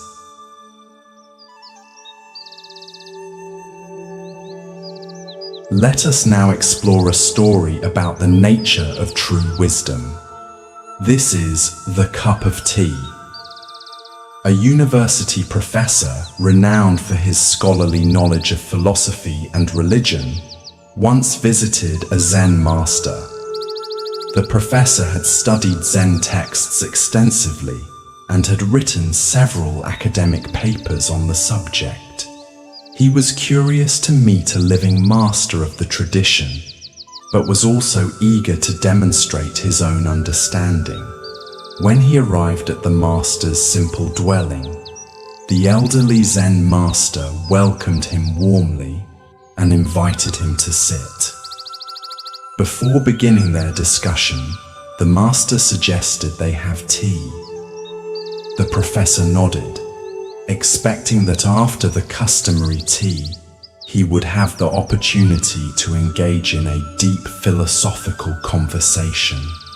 As the master prepared the tea with deliberate, mindful movements, the professor began expounding his understanding of Zen. He quoted various scriptures, analyzed different schools of thought, and compared Zen with other philosophical traditions. He spoke at length, demonstrating his extensive knowledge, while the master listened in silence. When the water was hot, the master placed a cup before the professor and began to pour the tea. The professor, still talking, paused briefly to acknowledge the tea and continued his discourse. The master poured until the cup was full, but then continued pouring.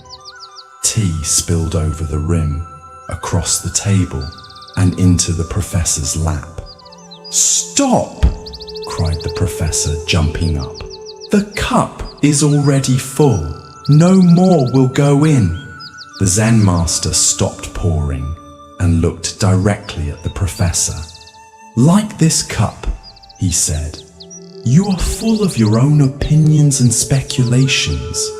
How can I show you Zen unless you first empty your cup?" The professor was stunned into silence. In that moment, he realized that all his knowledge about Zen had become a barrier to understanding Zen itself. His cup was so full of concepts, theories, and second-hand information that there was no room for direct experience or fresh insight. Humbled, the professor bowed to the master. "I see now that I know nothing of Zen," he said. "Please teach me as if I were a beginner." The master smiled. In the beginner's mind, there are many possibilities. In the expert's mind, there are few. Let us start with an empty cup. From that day forward, the professor approached his studies differently. Rather than accumulating more knowledge to fill his already overflowing cup, he practiced emptying it, setting aside his preconceptions, theories, and intellectual understanding to create space for direct experience and genuine wisdom. The Buddha taught, in the beginner's mind, there are many possibilities, but in the expert's mind, there are few. This teaching points to the paradoxical nature of true wisdom. It often requires us to let go of what we think we know in order to discover what is true. The professor's journey from fullness to emptiness, from intellectual knowledge to receptive awareness, embodies this fundamental shift. Why do we so readily confuse information with wisdom? Zen Buddhism identifies several patterns that lead to this common misunderstanding. First is our cultural conditioning to value intellectual knowledge above other forms of knowing. From early education, we're trained to accumulate facts, theories, and concepts, often at the expense of developing intuitive, embodied, or experiential understanding. Second is the ego's attachment to knowing. Having definite opinions and extensive knowledge can become part of our identity, a way we establish our worth and place in the world. Admitting we don't know, emptying our cup, can feel threatening to this identity, creating resistance to the very vulnerability that permits genuine learning. Third is our discomfort with emptiness itself. Western cultures particularly tend to view emptiness as a lack, a deficiency to be filled. In Zen, however, emptiness, sunyata, is seen as fertile space, full of potential, like the empty cup that can now receive fresh tea. The Japanese term mushin, no mind, describes a state of readiness and receptivity that comes from letting go of fixed ideas and preconceptions. It doesn't mean being thoughtless, but rather holding thoughts lightly, without attachment, creating space for inspiration and insight to emerge naturally from emptiness. Zen practice cultivates this empty cup quality through various means. Meditation trains us to recognize when we're caught in concepts and to gently return to direct experience. Beginner's mind, Shoshin, invites us to approach each situation with fresh eyes, as if encountering it for the first time. And the tradition's emphasis on direct transmission beyond words points us toward understanding that cannot be contained in intellectual knowledge alone. The Buddha said, "To know and not to act is not yet to know." This teaching highlights the difference between intellectual understanding and embodied wisdom. True knowing transforms how we live, not just how we think. Until knowledge affects our actions and way of being, it remains mere information, tea that never actually enters the cup. In your own learning journey, notice when your cup might be too full to receive anything new. Perhaps you approach a conversation already knowing what the other person will say. Or you read a book filtering everything through your existing beliefs. Or you meet a challenge assuming you already understand it based on past experiences. These full cup moments prevent fresh insight and genuine growth. Tonight, As you rest in awareness, experiment with emptying your cup. Let go of what you think you know about relaxation, about yourself, about these teachings. Create space for direct experience to reveal itself beyond your concepts and expectations. As the Buddha taught, empty your boat of water. It will go lightly and swiftly. Similarly, when we empty our minds of fixed ideas and preconceptions, we move through life with greater ease, receptivity, and wisdom.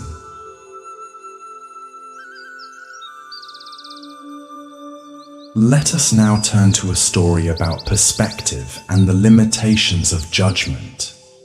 This is the Gate of Paradise. There once was a samurai warrior who was known throughout the land for his exceptional skill and unwavering dedication to the samurai code of honor. After years of loyal service to his lord, fighting many battles and gaining great renown, the samurai began to be troubled by deeper questions about life, death, and the ultimate meaning of his martial path. Having heard of a wise Zen master living in a remote mountain temple, the samurai decided to make the journey to seek answers to his questions. After many days of difficult travel, he finally arrived at the temple gate. The master, an elderly monk of small stature and simple appearance, came out to greet him.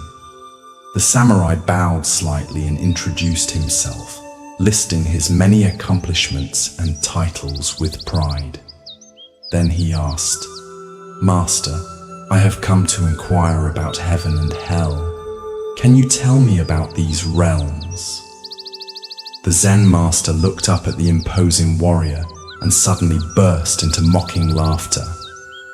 "You call yourself a samurai?" he said derisively. "Look at you. You're nothing but a posturing fool in a costume. What lord would want such a ridiculous figure guarding him? You better run along and stop wasting my time with your childish questions." Upon hearing these words, the samurai's face flushed with rage. His pride deeply wounded, he reached for his sword and drew it with lightning speed, raising it above his head to strike down the insolent monk. At that precise moment, with the blade poised in the air, the master looked calmly into the warrior's eyes and said softly, "That is the gate of hell." The samurai froze. In a flash of insight, he understood what the master had done, deliberately provoking him to demonstrate how quickly pride, anger, and violence could arise, creating a hell realm in his own mind. Humbled by this realization, the samurai slowly lowered his sword and sheathed it, bowing deeply to the master in gratitude for the profound teaching. As he straightened from his bow, the master looked at him with gentle eyes and said, "And that is the gate of paradise." In that moment, the samurai understood that heaven and hell were not distant realms to be entered after death, but states created by his own mind in each moment through his choices, reactions, and awareness. The Buddha taught, "What we are today comes from our thoughts of yesterday, and our present thoughts build our life of tomorrow. Our life is the creation of our mind." This teaching illuminates the central insight of the samurai's experience, that states of suffering and freedom are generated from within, through our reactions to circumstances, rather than imposed from without. Why do we so readily create our own hell realms? Zen Buddhism identifies several habitual patterns that lead to this creation. First is our reactivity, the almost automatic way we respond to triggers with fixed patterns of emotion and behavior. The samurai's instant shift from pride to rage exemplifies this reactivity, showing how quickly a perceived insult can generate intense suffering. Second is our identification with self-image, our attachment to how we see ourselves and how we believe others should see us. The samurai's self-concept as an honorable, respected warrior made him vulnerable to the master's deliberate provocation. When this image was threatened, hell appeared immediately in the form of violent rage. Third is our disconnect from awareness, the way we lose touch with our observing consciousness when overcome by strong emotions. In his anger, the samurai temporarily forgot his deeper questions and spiritual aspirations, becoming completely identified with his reactive self. The Japanese concept of Fudoshin, immovable mind, describes a quality of equanimity that remains steady regardless of external provocations or circumstances. This is not rigid suppression of emotion, but rather a centered awareness that allows emotions to arise without being controlled by them. The samurai glimpsed this quality when he lowered his sword, stepping back from reactivity into conscious choice. Zen practice cultivates this awareness through various means. Meditation trains us to observe our reactions arising without immediately acting on them. Mindfulness in daily life helps us notice our triggers and patterns as they emerge. And teachings on non-self encourage us to hold our identities lightly, reducing the reactivity that comes from threatened self-image. The Buddha said, "You will not be punished for your anger. You will be punished by your anger." This teaching points to the self-created nature of our suffering. The hell realms we experience come not as punishment for our reactions, but as the direct experience of those reactions themselves. Similarly, our moments of paradise arise not as reward, but as the natural fruition of awareness, compassion, and presence. In your own life, notice the gates of hell and paradise as they appear in ordinary moments. Perhaps you react with irritation when someone drives too slowly in front of you, creating a mini hell realm of frustration and hostility. Or you respond with patience and understanding when a child makes a mistake, opening the gate to paradise through your compassion. These small, everyday choices accumulate to create the predominant climate of our minds. Tonight, as you transition towards sleep, notice if your mind begins to create any hell realms through worry, planning, or reviewing the day's frustrations. Can you recognize these as self-created states rather than objective realities? Can you gently lower your sword, as the samurai did, choosing awareness over reactivity? As the Buddha taught, holding on to anger is like grasping a hot coal with the intent of throwing it at someone else. You are the one who gets burned. In releasing that coal, choosing the gate of paradise over the gate of hell, we discover that freedom is always available, just one conscious choice away.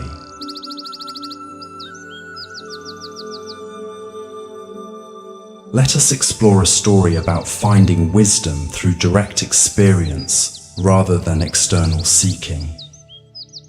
This is Ryokan's moon, In ancient Japan, there lived a Zen monk named Ryokan, who were known for his simple lifestyle and profound wisdom.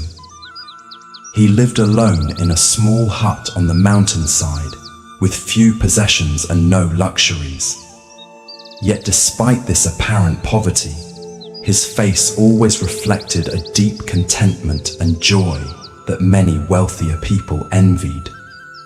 One evening, a thief broke into Ryokan's hut, only to find there was nothing of value to steal.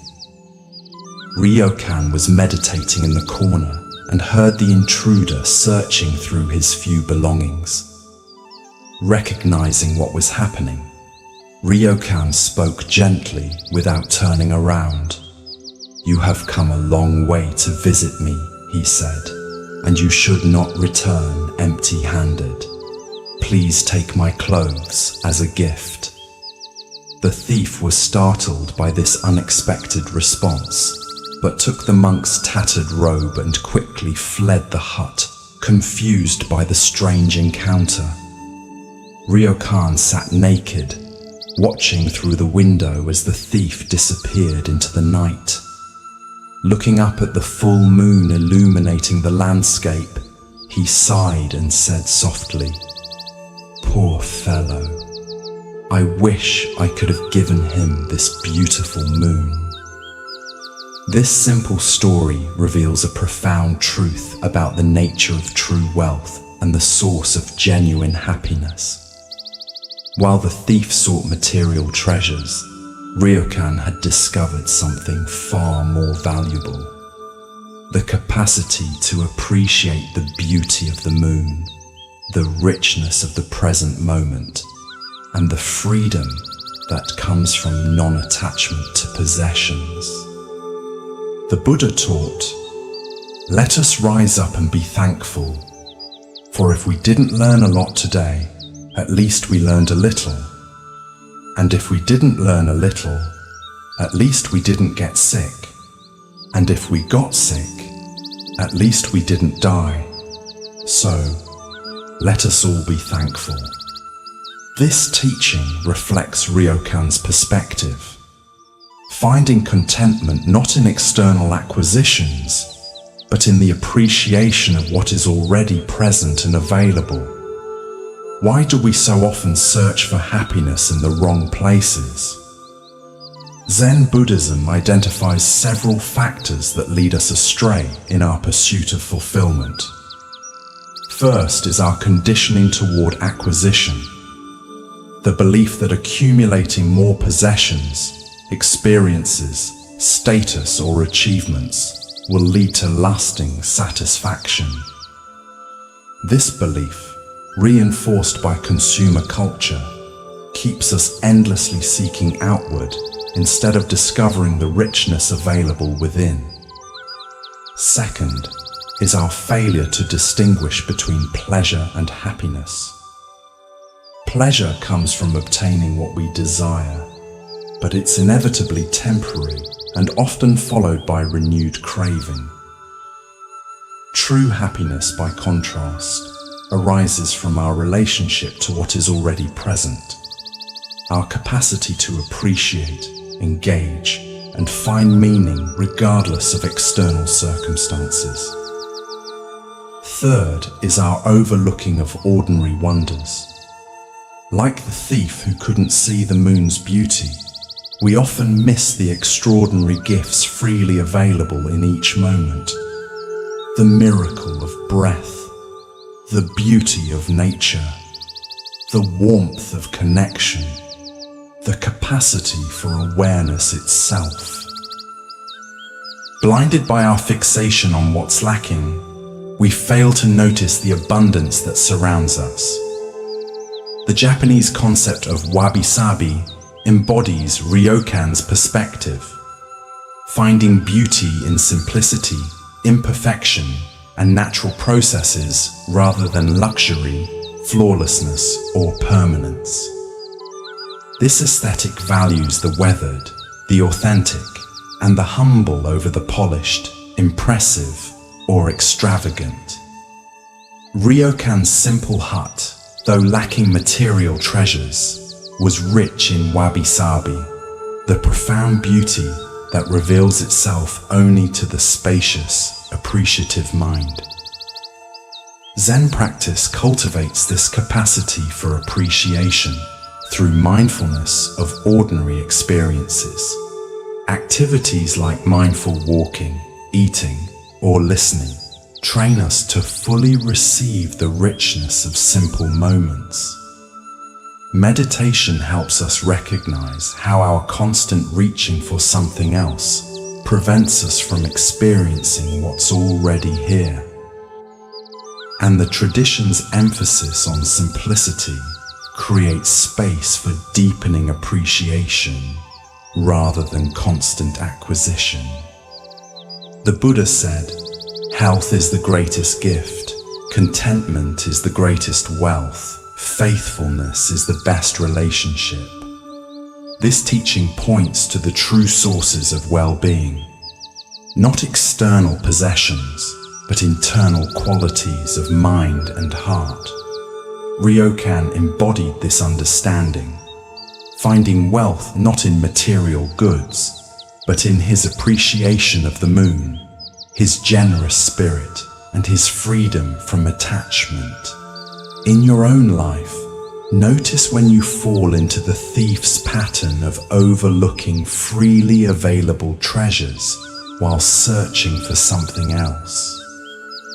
Perhaps you scroll through social media, feeling dissatisfied when the beauty of the present moment goes unnoticed, or you focus on what's missing in a relationship rather than appreciating what's being offered, or you postpone happiness until some future achievement while missing opportunities for joy right now. Tonight, as you rest in awareness, can you adopt Ryokan's perspective? Can you recognize the moon in your own life, the beauty, wonder, and richness that need no acquiring because they're already present? As the Buddha taught, the way is not in the sky, the way is in the heart. The contentment we seek is not found in what we can obtain, but in our capacity to appreciate what is freely given in each moment.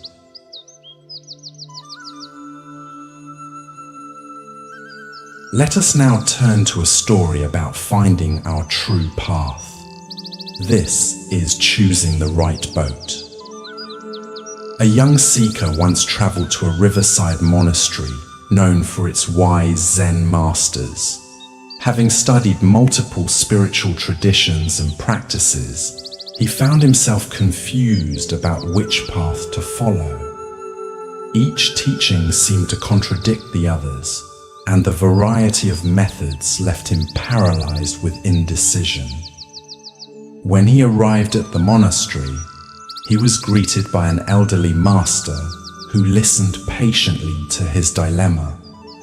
"Master," the young man said, "I have studied yoga, practiced various forms of meditation, read the sutras, explored rituals and ceremonies, and even delved into esoteric practices. Each tradition claims to be the true path to enlightenment, yet they point in different directions. How can I know which is the right path for me? How can I be sure I'm not wasting my time or following a false teaching?" The master smiled and led the young man down to the riverbank. Several boats were moored there. Fishing boats, transport vessels, small rowboats, and elegant crafts with sails. "Tell me," said the master, gesturing to the boats, "which of these is the right boat?" The seeker looked confused. "The right boat for what, master?" "Exactly," the master nodded. "Without knowing your destination, how can you choose the proper vessel? Some boats are designed for fishing, others for carrying cargo, others for speed, others for navigating shallow waters. None is inherently right or wrong. Each has its purpose. The Master continued, "So it is with spiritual practices. The question is not which path is universally right, but which serves your particular journey. Where are you trying to go? What obstacles do you face? What is your temperament? The answers to these questions will guide your choice of vessel." But, the seeker objected, surely some spiritual paths must be superior to others. Some must lead to greater truth. "Let me ask you this," replied the Master. "Is a fishing boat superior to a passenger ferry? Or is a sailboat better than a rowboat? Each serves its purpose according to conditions and needs." The Master picked up a small stone and tossed it into the river. All these boats share one essential purpose: to cross the water without sinking. Similarly, all genuine spiritual paths, despite their differences in method and emphasis, share a common aim: to free us from suffering and illusion, to awaken us to our true nature. The outer forms may differ greatly, but the inner essence converges. "How then do I choose?" asked the young man. "By knowing yourself," the Master answered. "Observe which teachings resonate deeply with you, which practices bear fruit in your life, which traditions feel like coming home. Trust your direct experience over abstract arguments. And remember that the boat is not the destination. It is a vehicle to carry you across. Once you reach the other shore, you won't need to carry the boat on your back." The seeker was silent for a time, taking in these words. Finally, he bowed to the Master, understanding that his quest was not for the universally right path, but for the path that would serve his particular journey across the waters of life. The Buddha taught, "I teach one thing and one thing only: suffering and the end of suffering." This teaching points to the pragmatic heart of spiritual practice, its effectiveness in liberating us from unnecessary anguish and awakening us to greater freedom and compassion. Like the boats in the story, different practices may take varying approaches, but their ultimate purpose converges on this essential aim. Why do we become so confused and conflicted about spiritual paths? Zen Buddhism identifies several factors that contribute to this common dilemma. First is our tendency toward dualistic thinking, the habit of sorting complex realities into binary categories of right, wrong, true, false, or superior, inferior. This either-or framework fails to honor the plurality of effective approaches to awakening. Second is our attachment to form over function, our fixation on the outer methods, beliefs, or traditions rather than their practical effect on our lives. We may argue passionately about doctrinal differences while overlooking whether a practice actually reduces our suffering and increases our wisdom and compassion. Third is our pursuit of certainty, our desire for absolute guarantees before committing to a path. This search for perfect certainty can prevent us from fully engaging with any practice long enough to experience its transformative potential. The Japanese concept of jiriki and tariki, self-power and other power, represents two fundamentally different approaches to spiritual practice, one emphasizing personal effort and discipline, the other surrendering to a power beyond the individual self. Rather than seeing these as contradictory, Zen wisdom recognizes that different temperaments and conditions may call for different approaches, or even a balance of both. Zen practice itself embodies this pragmatic spirit through its emphasis on direct experience rather than doctrine. If you meet the Buddha on the road, kill him, is a famous Zen saying that warns against attachment to any fixed concept or authority, even the Buddha himself. True Dharma is found not in allegiance to external teachings, but in the direct realization of our own Buddha nature. The Buddha said, "Believe nothing, no matter where you read it or who said it, unless it agrees with your own reason and common sense." This teaching encourages us to test spiritual claims against our direct experience, rather than accepting them based on authority alone. Like choosing the right boat for our journey, selecting spiritual practices involves discerning what actually serves our particular needs and conditions.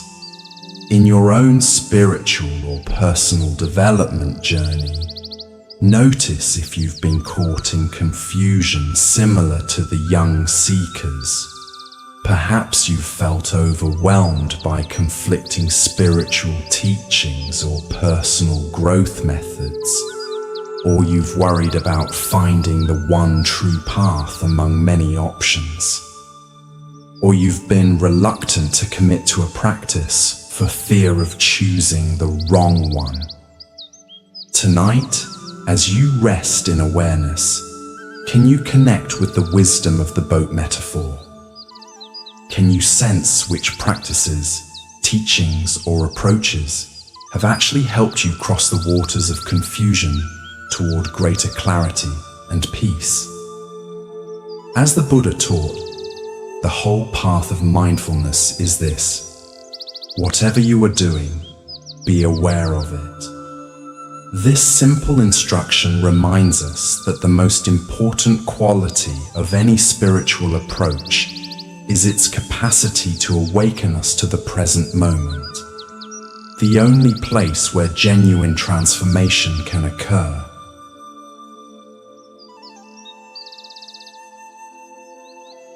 Let us explore a story about the nature of true understanding. This is The Sound of One Hand. Hakuin was a renowned Zen master who lived in Japan during the Edo period. He was known for his rigorous teaching style and for revitalizing Zen practice through his emphasis on direct experience rather than intellectual understanding. Among the many koans, paradoxical questions or statements used in Zen training, that Hakuin employed, his most famous was remarkably simple. What is the sound of one hand? One day, an earnest young monk came to study with Hakuin. After a period of preliminary training, Hakuin assigned him this koan. You must discover the sound of one hand, the master instructed. Until you do, you will understand nothing of Zen. The monk bowed and retreated to meditate on this perplexing question. After a few days, he returned to Hakuin's quarters for sansen, private interview. Master, he said, I believe I have the answer. The sound of one hand is the sound of water flowing in a stream. Hakuin shook his head. No, keep working. The monk returned to his meditation. A week later he came back. Master, I have it now. The sound of one hand is the sound of wind moving through pine needles. No, Hakuin replied. That is still the sound of something. Go deeper. Again and again the monk returned with various answers. The cry of a bird, the rustle of leaves, the distant temple bell. Each time, Hakuin rejected his response and sent him back to continue his inquiry. After months of intensive practice, the monk's understanding began to shift.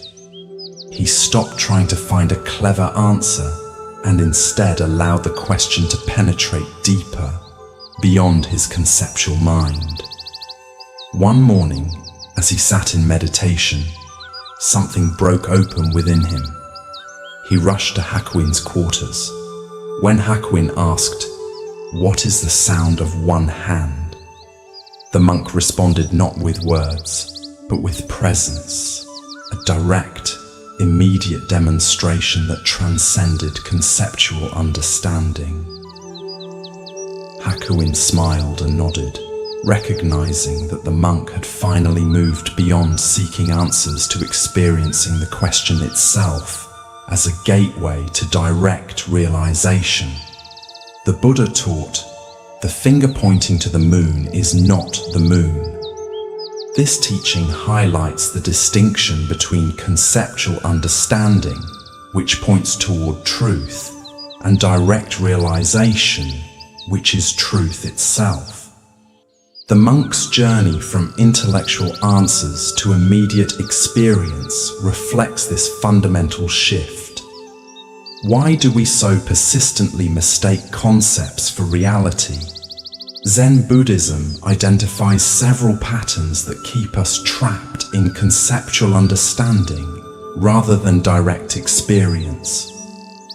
First is our educational conditioning, which trains us to believe that understanding comes primarily through thinking, analysis, and verbal formulation. This conditioning creates a bias toward intellectual comprehension at the expense of other ways of knowing. Second is our discomfort with not knowing, the mind's resistance to remaining in uncertainty or openness.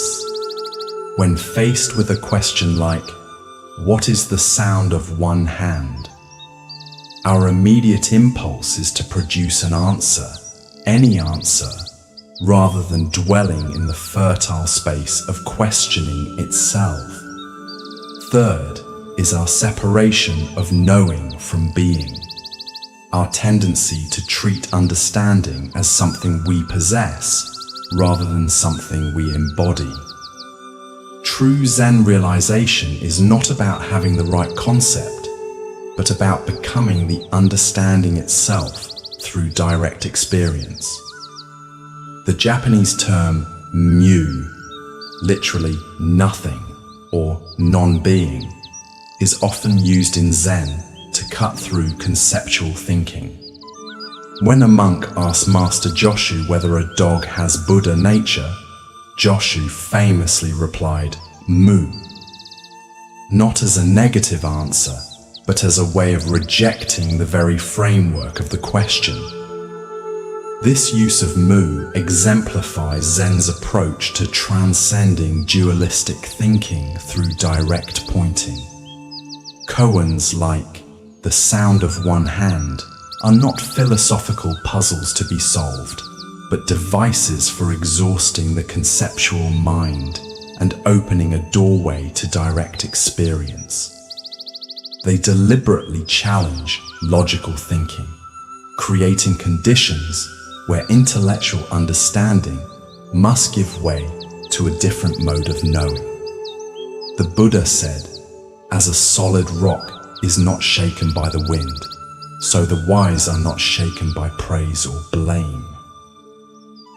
This steadiness comes not from conceptual understanding, but from direct realization, a knowing so complete that it transforms the knower. While concepts can be easily shaken by counter-arguments, direct experience has a solidity that transcends logical debate. In your own life, notice the difference between conceptual knowledge and embodied understanding. Perhaps you know intellectually that life is impermanent, But this knowledge remains abstract until you experience the death of someone close to you, or you understand the concept of mindfulness. But this understanding differs fundamentally from the direct experience of present moment awareness. Tonight, as you rest in awareness, can you allow yourself to move beyond concepts about relaxation or sleep into direct experience itself? Can you let go of what you think should happen and simply be with what is happening?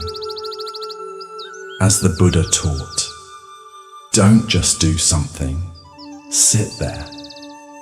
This instruction, which reverses our usual impulse toward activity, invites us into the direct experience that lies beyond our busy conceptualizing mind.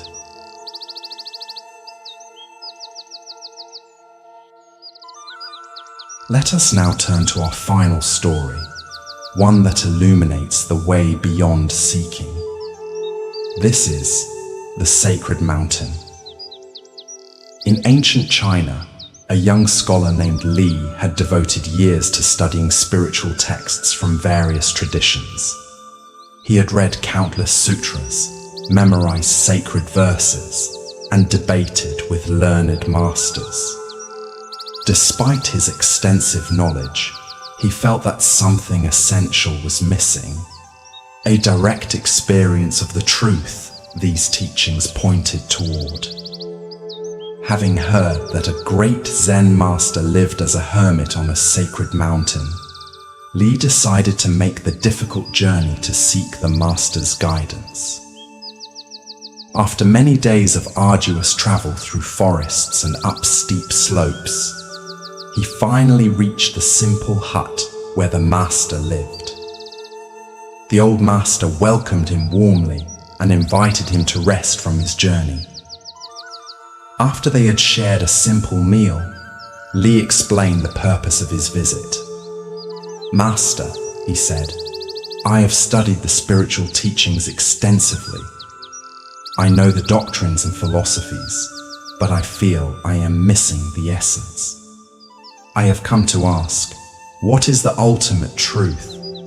What is the final goal of all spiritual seeking?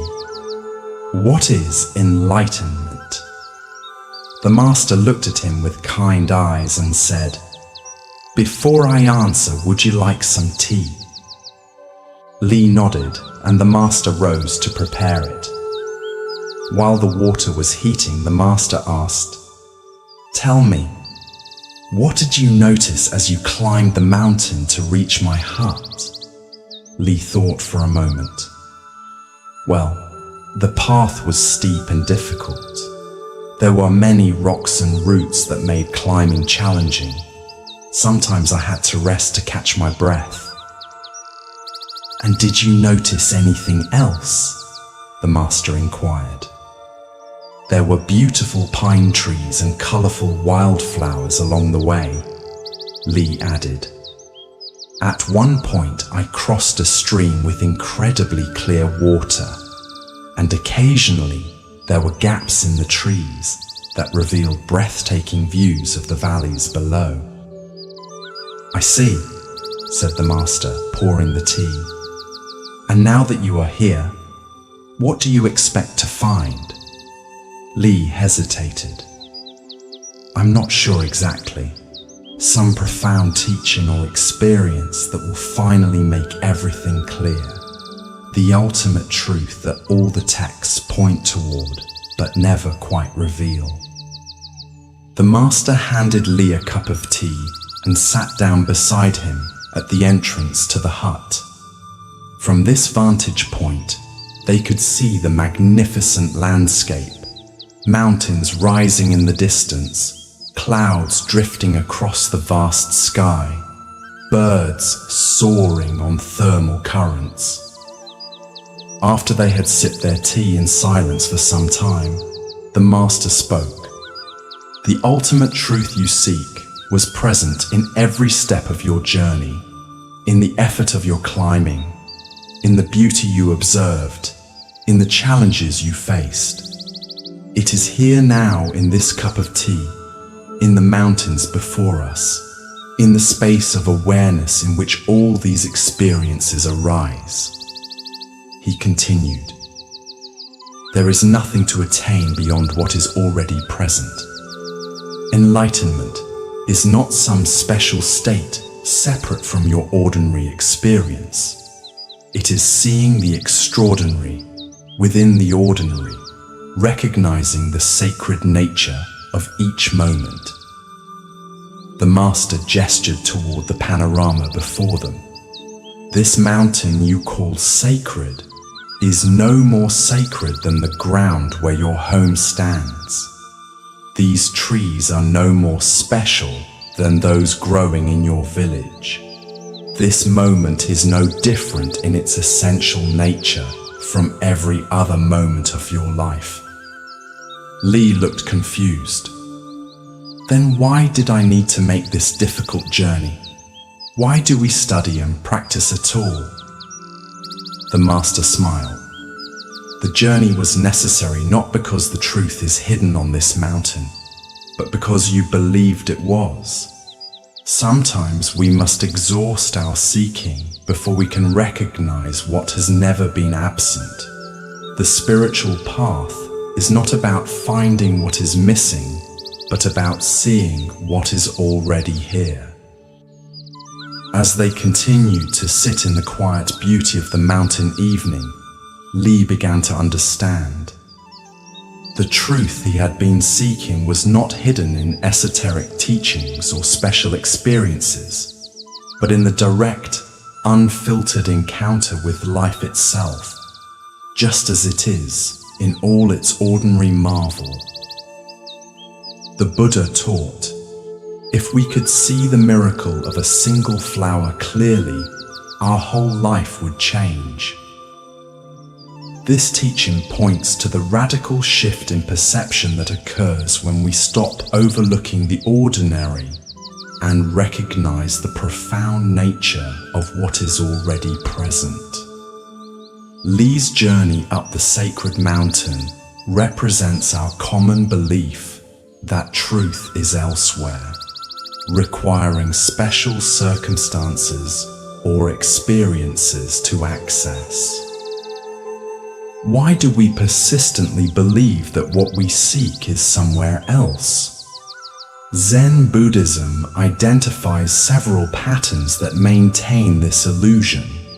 First is our tendency toward idealization, our creation of perfect mental images of enlightenment, peace, or fulfillment that we then compare unfavorably with our present experience.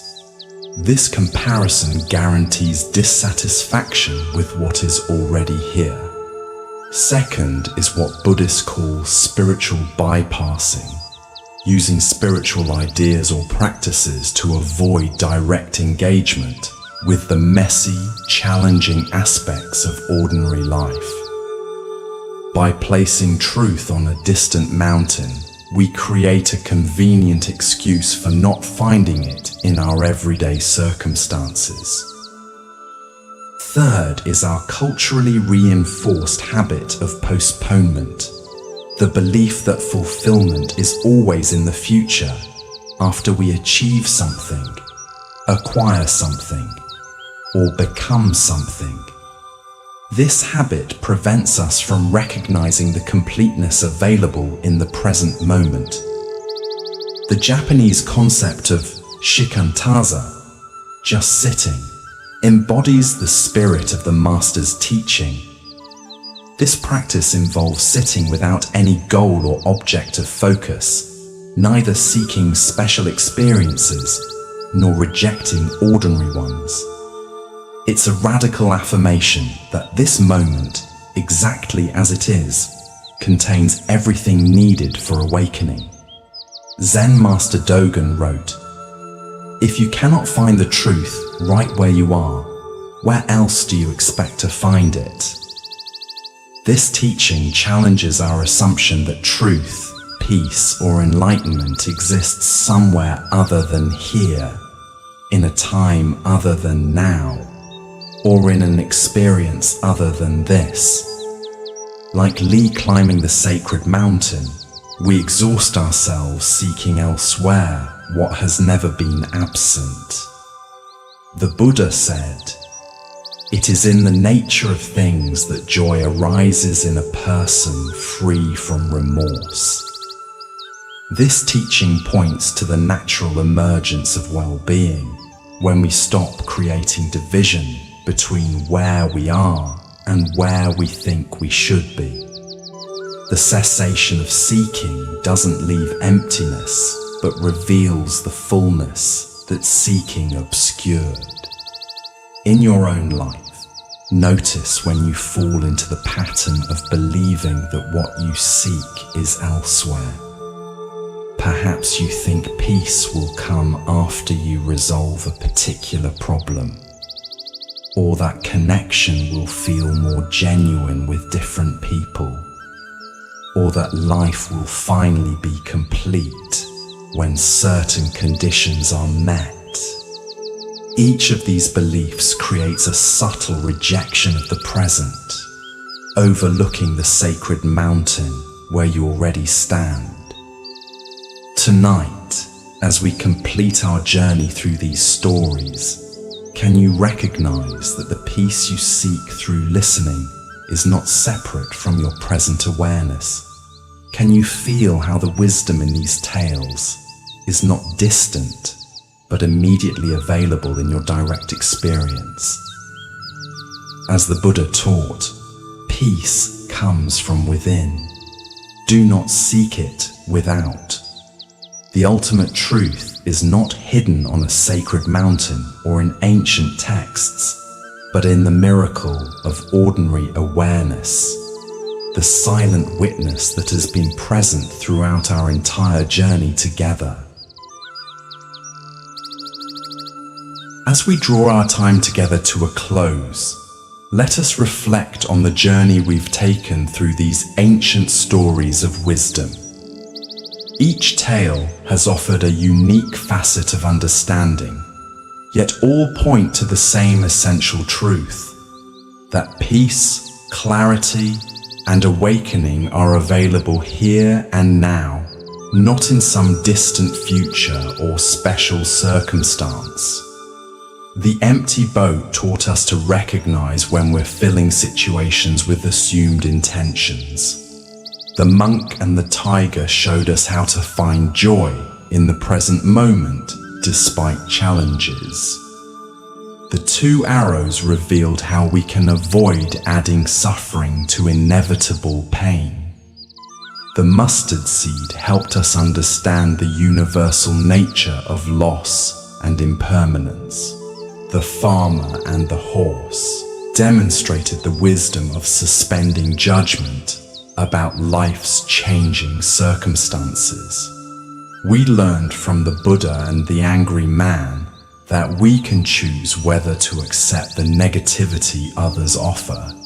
The monk with the teacup showed us how embracing impermanence allows for deeper appreciation. The Buddha and the robe taught us about true generosity. The two monks and the river reminded us not to carry burdens long after their usefulness has passed. The cricket in the temple helped us value inner silence that allows us to hear subtle wisdom. The king and the laughing man revealed that contentment comes from fully receiving the present rather than acquiring more. The Zen master and the thief showed us the transformative power of giving. The master archer demonstrated how undivided attention leads to mastery. The heavy stone taught us to find creative solutions by questioning our assumptions. The empty cup reminded us to approach life with receptivity rather than preconceptions.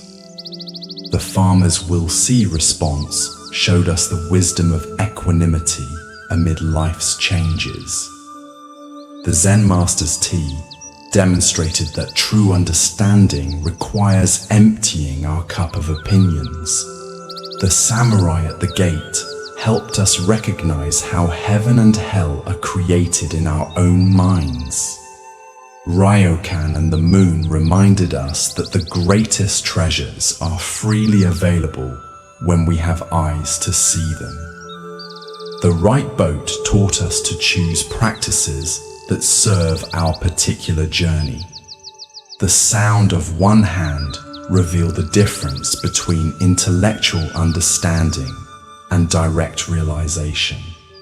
And the sacred mountain showed us that what we seek through spiritual practice is never absent from our ordinary experience.